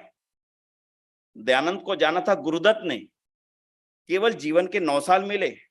मैं आप सबके सामने एक निवेदन पूर्वक बात कहना चाहता हूं कि जितने महानुभाव आज अमेरिका में निवास कर रहे हैं और आर्य समाज के साथ जुड़े हैं, आज अपने बारे में ये चिंतन करिएगा कि अब मेरी ड्यूटी क्या है। क्योंकि सोशल रिफॉर्म जितने दयानंद ने करने थे वो हम सब आपके सामने हैं, कोई नई चीज ऐसा नहीं है जो मैं आपके सामने रख सकूं। मुझे अब उनको आगे दुनिया तक कैसे ले जाना है, आज चर्चा थोड़ी सी उसी रूप में करेंगे। वही आज की सबसे बड़ी जरूरत है। स्वामी श्रद्धानंद ने जाना, जीवन दिया, लेखराम ने जाना, जीवन दिया, लाला लाजपत राय ने जाना, जीवन दिया, भगत सिंह ने जाना, जीवन दिया, बिस्मिल ने जाना, जीवन दिया, गुरुदत्त ने जाना, पूरा जीवन दे दिया, छोड़ा नहीं, कुछ भी अपने लिए नहीं रखा, न धन रखा, न मान रखा, न सम्मान रखा, हर चीज दयानंद पर कुर्बान कर दी। बंधुओं, आज विचार करने की बात केवल यह है, इस महासम्मेलन के अवसर पर ऋषि दयानंद की जयंती के 200वें साल के अवसर पर 200 साल हो चुके उनको गए हुए। ये हमारा सौभाग्य है कि हमारे पूर्वजों ने इस थाती को, इस सारी परंपराओं को बहुत मजबूती से जिंदा रखा है। तभी हम यहाँ पर आपके साथ में, आप हमारे साथ में यहाँ पर बैठने के लिए। अगर उन हमारे पूर्वजों ने जिंदा ना रखा होता तो शायद आप और हम यहाँ ना होते। आज चिंतन करने का विषय ये है कि जिनके बच्चों की मैंने अभी यहाँ बात कही, जिस पीढ़ी की मैंने बात कही कि वो सफल हैं, हम सबको अपनी सफलता अपने घर में तलाशनी होगी। सब विचार कीजिएगा। आपके माता पिता सफल हैं क्योंकि आप यहां पर हैं। वो आपको विचार ना देते, वो संस्कार ना देते तो शायद आप और हम यहां पर ना होते। अब आपको अपने सफलता जीवन की देखनी चाहिए। ये आज के चिंतन का विषय। दोनों दिन, तीनों दिन आप यहाँ बैठिएगा, आराम से सुनेंगे। आप नए नए वक्ता भी आएंगे, हमारे नौजवान युवा वक्ता भी आएंगे जो तैयारी करके आएंगे। ऋषि दयानंद ने हमें 3 चिंतन दिए थे, मैं उन 3 चिंतन को आपके सामने रख रहा हूं। और वो ऐसे रिफॉर्म्स हैं, मैं समझता हूं व्यक्ति के जीवन के परिवर्तन करने। पहला, अब आप उसमें अपने जीवन की सफलताएं देखते जाइएगा एक एक करके, यहाँ ना, लेकिन सोचेगा और बाद में आराम से विचार कीजिएगा। पहला सफलता, मेरे व्यक्तिगत जीवन की सफलता। उन्होंने बड़े आराम से हमें 16 संस्कारों का एक बहुत सुंदर दायरा दिया। बड़े आराम से उन्होंने पंच महायज्ञ का बड़ा सुंदर एक बहुत ही शानदार मैसेज दिया। आपने बाहर इसमें लगाया है, ईश्वर आर्य समाज में बहुत सुंदर लगाया। उन्होंने 16 संस्कार, पंच महायज्ञ और साथ में वर्णाश्रम की व्यवस्था को बहुत सुंदरता से हमें बता दिया। और एक और चीज उन्होंने हमें बता दी, जो आर्य समाज के नियम के माध्यम से बता दिया, मेरा शरीर स्वस्थ रहे। और वेद की आज्ञा भी मुझे बता दी, जो आपका तच्चक्षुर्देव वही तो मंत्र है, उसके अंदर एक छोटा सा एक वर्ड आता है जिसको आप लगातार बोलते हैं। कोई आपसे आशीर्वाद लेने के लिए आता है तो उसको कहते हैं जीवेम। बोलिए। बस पहली सफलता जीवन की, मैं 100 साल तक जीने की इच्छा रखूं, मैं 100 साल तक स्वस्थ रहने की इच्छा रखूं, 100 साल तक स्वस्थ रहूं, क्योंकि परमात्मा ने जिसलिए मुझे यहाँ पर भेजा है, मैं वो सारे के सारे काम सफलता पूर्वक कर पाऊं। ये मेरे जीवन की पहली सफलता होनी चाहिए। आप सब लोग अपने आप आज विचार कीजिएगा, क्या मेरे अंदर 100 वर्ष तक निरोगी रहते हुए, स्वस्थ रहते हुए जीने की इच्छा है, और मैं क्या वेद की उस आदेश के रूप में पालन कर रहा हूं? ये जीवन की पहली सफलता होगी। इस और आप सबका कितना विचार है, कितना आपकी देख है, उसको आप देखिएगा। अब दूसरी चीज जो उन्होंने हमें बताई, समाज के साथ में मेरी रिलेवेंसी, मैं हूं लेकिन मैं समाज के लिए भी हूं या नहीं हूं, ये मुझे आज विचार करना पड़ेगा। समाज मेरी जरूरत को समझता है कि नहीं समझता, यानी कि मुझे समाज अपनी जरूरत मानता है कि नहीं मानता, मैं समाज के लिए यूजफुल हूं या नहीं हूं। ये चिंतन का दूसरा विषय दयानंद ने दिया, क्योंकि मैं अकेला नहीं हूं, मेरा अस्तित्व समाज के कारण से। आराम से सोचिएगा, मैं अकेला जी नहीं सकता दुनिया के अंदर, मेरा अस्तित्व है किसी भी रूप में तो समाज के लिए है। अगर मेरे जाने के बाद समाज मुझे याद रखता है, इसी फ्रेज में एक शब्द आता है, जीवे में श्रद्धा शतम, और उसके बाद आता है भूयश्च। इसका अर्थ क्या है? कितनी उम्र तक जीना चाहिए? बोलिए। 100 के बाद पूछता हूं, भूयश्च श्रद्धा शतात, हाँ बोलिए, कितनी उम्र का?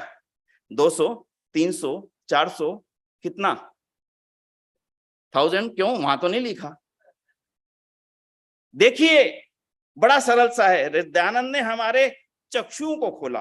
वेद ने मुझे कहा, जीवे में श्रद्धाशता, भूयश्च श्रद्धाशता, 100 वर्ष तक तो शारीरिक रूप से जीना, और इस जीवन में आकर के ऐसे काम कर लेना ताकि तुम्हारी आयु लाखों वर्ष तक की हो जाए। उनके जिनके चित्र हमने यहाँ लगाए, देखिए कितने चित्र यहाँ लगे, देखिए। भूयश्च श्रद्धाशतात का जीवन था राम का, भूयश्च श्रद्धाशतात का जीवन था कृष्ण का, भूयश्च श्रद्धाशतात का जीवन था दयानंद का।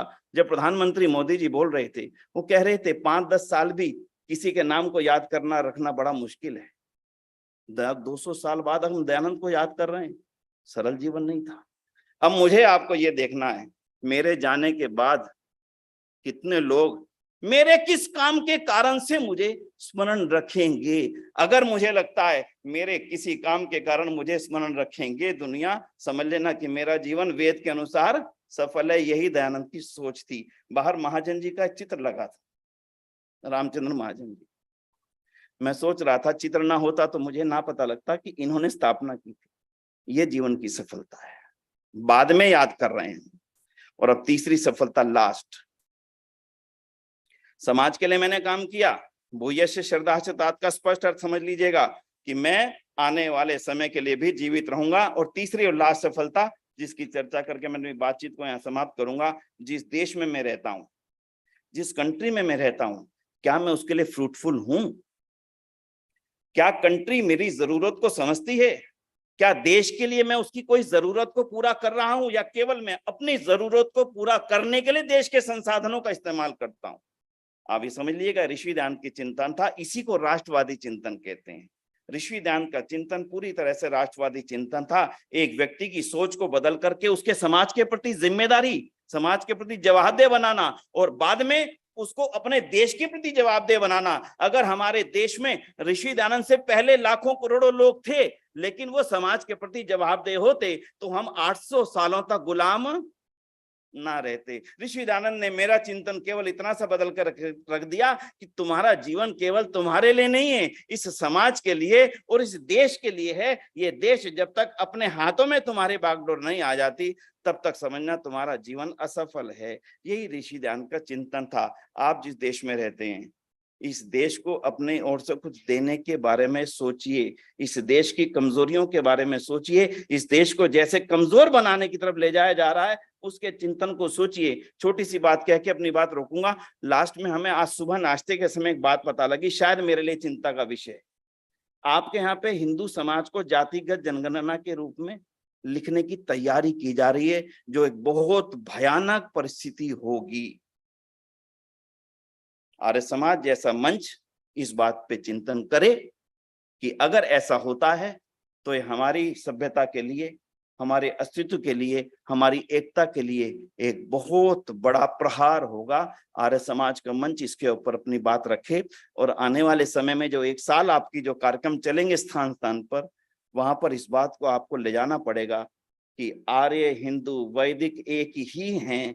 इनको इन जातिगत नामों में बांटा जा ही नहीं सकता। यदि आप और हम इस मैसेज को इस पूरे अमेरिका में रहने वाले हिंदू समाज को लीड में ला सके, अपने अंतर्गत, अपने नेतृत्व में इस बात के लिए एक आंदोलन खड़ा कर सके, तो मुझे लगता है आर्य समाज अपनी सबसे बड़ी जिम्मेदारी को पूरा करेगा। क्योंकि दयानंद ने हमें यही दिया था, जाति विहीन समाज की स्थापना का एक लक्ष्य। आज यहाँ पर एक नई शुरुआत हो रही है। इस मोड़ पर आकर के रोकना जितना सरल है, जब हमें बांट दिया जाएगा उनको वापिस करना, मुझे लगता है शायद इतना सरल नहीं होगा। इस चिंतन को लेकर के सम्मेलन में और भी सत्र चलेंगे, उनमें आप इन बातों को रखेंगे। तो इसलिए मेरी इन 3 बातों को जरूर याद रखिएगा। पहले व्यक्तिगत चिंतन कर लीजिएगा, मेरा जीवन सफल है कि नहीं है। जैसे मैंने कहा, आप बैठे हैं, आपके माता पिता का जीवन सफल है, आगे समझना आपने।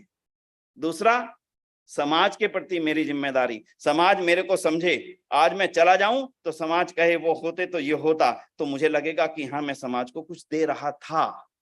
और फिर देश को लगे कि हाँ, ये व्यक्ति, ये समाज, ये एक वर्ग निश्चित रूप से इस देश को कुछ दे रहा है। ये तीनों चीजों हम विचार करके इस सम्मेलन में जब वापस जाएंगे, तो मुझे लगता है कि हमारे अंदर एक नया परिवर्तन की भावना, नए कुछ करने की इच्छा जरूर पैदा हो। यही सम्मेलन की सबसे बड़ी सफलता हो।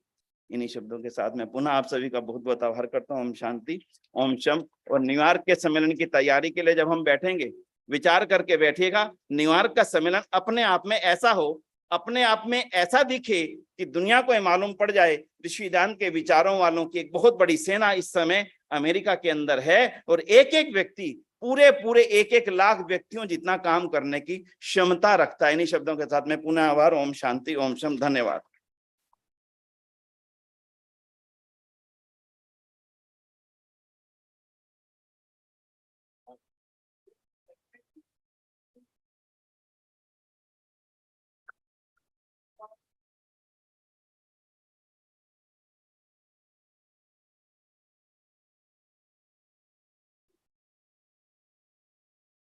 Yes, I got it.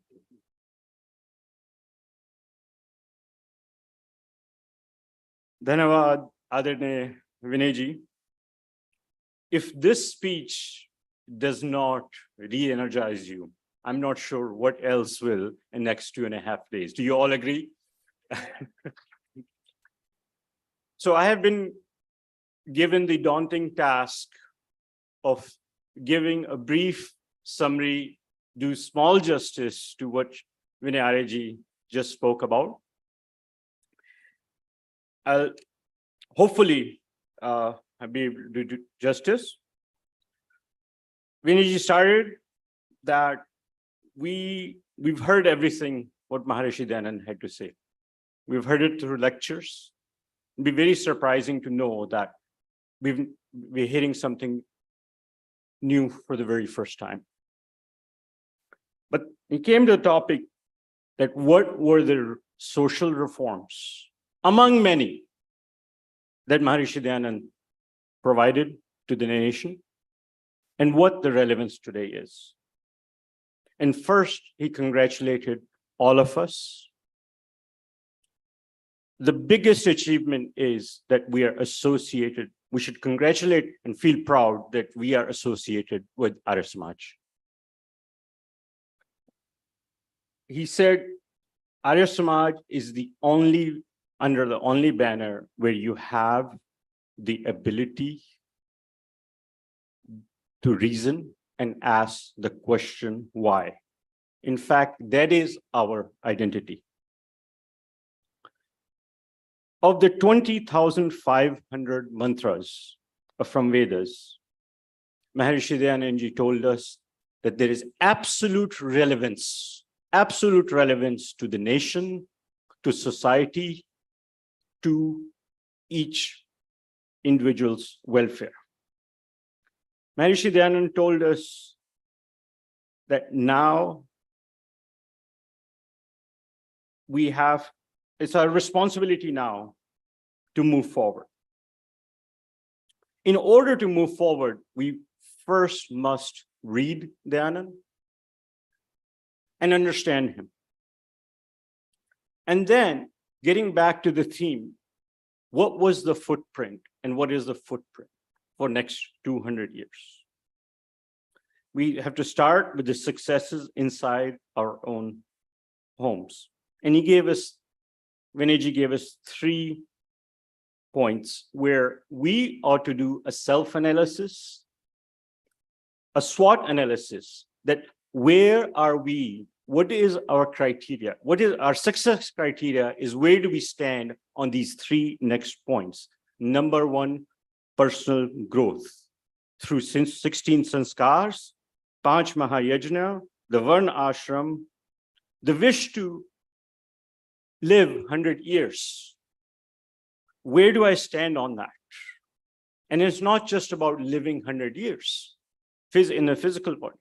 But he talked about how do I live for 1,000,000 years? It is only through my deeds. And that becomes, to his second point, what is my relevance to the society? What is Samaj to me and what I am to Samaj? Am I existing because of me for personal wealth? Or am I an honest taxpayer for the benefit of the nation, for the society, through my deeds, that I can live beyond the 100 mortal years? Am I fruitful? The third point is, am I fruitful to the nation where I live in? He talked about Maharishi Dayanand being the Rashtra Pitama. We should all work to remove the ailments of the country, the nation, the society we live in, and work towards strengthening the society, and especially our nation. It is the Arya Samaj's responsibility to advocate against the negativity that is being spread in name of Hinduism on things like the caste system. On behalf of Arya Sabha America, I assure the next few years, Arya Samaj will take the forefront role. The Arya Samaj community in North America will take the forefront role in fighting for the advocacy for the true meaning of the Vedic values of Hinduism and take this caste agenda out of the books. And I will look for all of your support and suggestions. Lastly, Vinayji is one of those people who observes everything. That's his job. He goes around the world. And I just want to acknowledge him. There was a brand new presentation that was put together in the 5 Mahayajna that was just unveiled in the lobby, I think, yesterday. So Vinayji, thank you for recognizing that great work. Acharya Brahmdevji was the inspiration behind it, and Sanjayji and the entire team made it happen. And actually, I looked at it this morning as well. What a beautiful piece of work, right? So some of the things that Vinayji talked about, what we've done is, I was actually present on the February 12th program when Modiji was there, and I feel so proud that I was able to participate in that program. And what we try to do is bring some of those imagery back here in the United States that all of us could experience. So we did a proof of concept with Vinayji's guidance. We have the exhibit outside. So when Vinayji talks about all those luminaries, there's a slide actually, there's one of the panels that Vinayji's team in Delhi had designed with all the different luminaries, Lala Lajpat Rai. So go out there, take a look and see how many of those luminaries you can recognize. The pictures are there. And I have those slides. I'll share those with you. Give me your feedback. So again, on behalf of Arya Sabha America, I thank Vinayji for being here. for 2 days for this Sammelan. Your presence is always welcome. And he's the inspiration. The next July, and this will be, I am probably stealing Ranbirji's thunder, the next year, Arya Pratni Sabha America and the Tri-State Arya Samajas will be hosting International Arya Mahasammelan in New York City. So Vinayji, Vishwaji, Ranbirji, Dr. Rajni will be actually flying. We're not flying back home to Sunday night. We're flying to New York to start next year's preparations. So with much energy, that's going to be going on. So thank you, Vinayji, for your presence. Bahut bahut dhanyawad. Rajesh. Yes, so there is a cooler in the tent. But, you know, it's befitting. Energy comes from heat. No. I read that somewhere. Thank you, Ji. Thank you. Thank you, Bhuvneshji, for summarizing the great words that Vinayji gave us. The energy in his voice and message is going to resonate with us for a long, long time. And hopefully we can, each one of us can leave here with a pledge in our hearts that we are going to do something in these coming 12 months that's going to carry on the words that Vinayji gave us. With that, I would like to invite Acharyaji and the youth for the Bhojan Mantra. And please, please try to be here at no later than 1:10.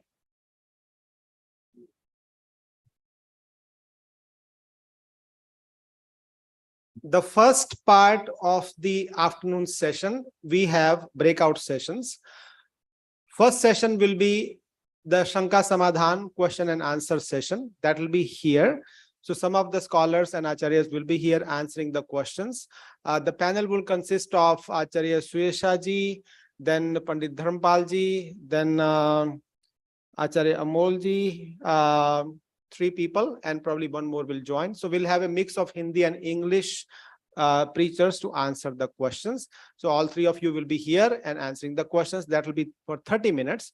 Then parallelly, we have 2 sessions. One is if one has to found a new Arya Samaj in the area.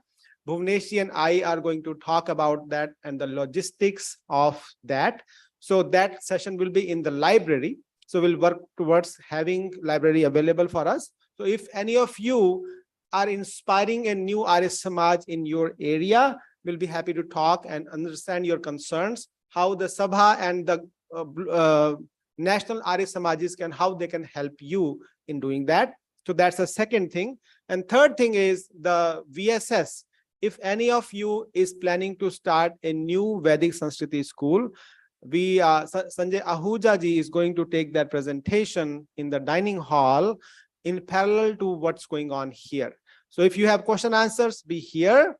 Then new Arya Samaj in the library and the Vedic Sanskriti school in the dining hall. You can spread around, and I think we'll start after 1 hour. So we'll make the announcement. And if you're not on the WhatsApp group, please do join it. You will get the most recent information in there. Book stall is open. And as I mentioned, the goal here is not to make money out of the book. The goal is for you to take some of the Vedic scriptures that is made available. We have many other things. Just go and take a look at it. There is a price tag. If you feel like that's not affordable, give less amount. But the goal is for you to take the Vedic Sahitya at your home. If you need it in bulk, you can talk to them. Satyarth Prakash that we spoke about, we have plenty of the copies, Hindi, English, and probably Telugu. We have a big Ved Bhagwan. We have a big Satyarth Prakash too. Go and take a look. And it's a Havan set as well. Vinita Kochar ji ka message आया था कि ऐसा हमारे पास भी होना चाहिए. So thanks to Vinay ji and India team, उन्होंने हमें भिजवा दिया है. So Vinita ji, you should be getting at least one set of the Havan Kund now. So that's about book. And as Bhuvneshji said, Pradarshani exhibition, it's outside. If you go out in the right, there is a tent, and they'll tell you more about Swami Dayanand and his contributions. You will love being there and take a lot of pictures when you are in exhibition, and you can post the pictures to the Google album that we shared. You can upload all the pictures there. With that said, I'm calling youth to come and Vinita ji, Havan Kund le lena aap. तो we will have it later. बाद में भुवनेश जी ने बनवाया उसको, तो we'll have it. हाँ बच्चों आ जाओ, चलो कौन कौन आ रहा है, जल्दी आ जाओ, भोजन मंत्र के लिए आ जाओ प्लीज. ओके, तो जो है वो कर दो. अच्छा जी, आप आगे कर रहे हैं. ओम अन्नपते अन्यस्यानो दे हयनमि सुस्मिनः प्रदाता यन्तारिष ऊर्जं तनो देहै विजदे चतुष्पदे. हे अन्न के स्वामिन प्रभु, आप हमें अन्न दो जो रोग रहित और पुष्टिकारक हो. आप अन्नदाता का कल्याण करो. दो पाए मनुष्य और जो पाए पशुओं आदि में तेज धारण करो. ओम शांति शांति शांति.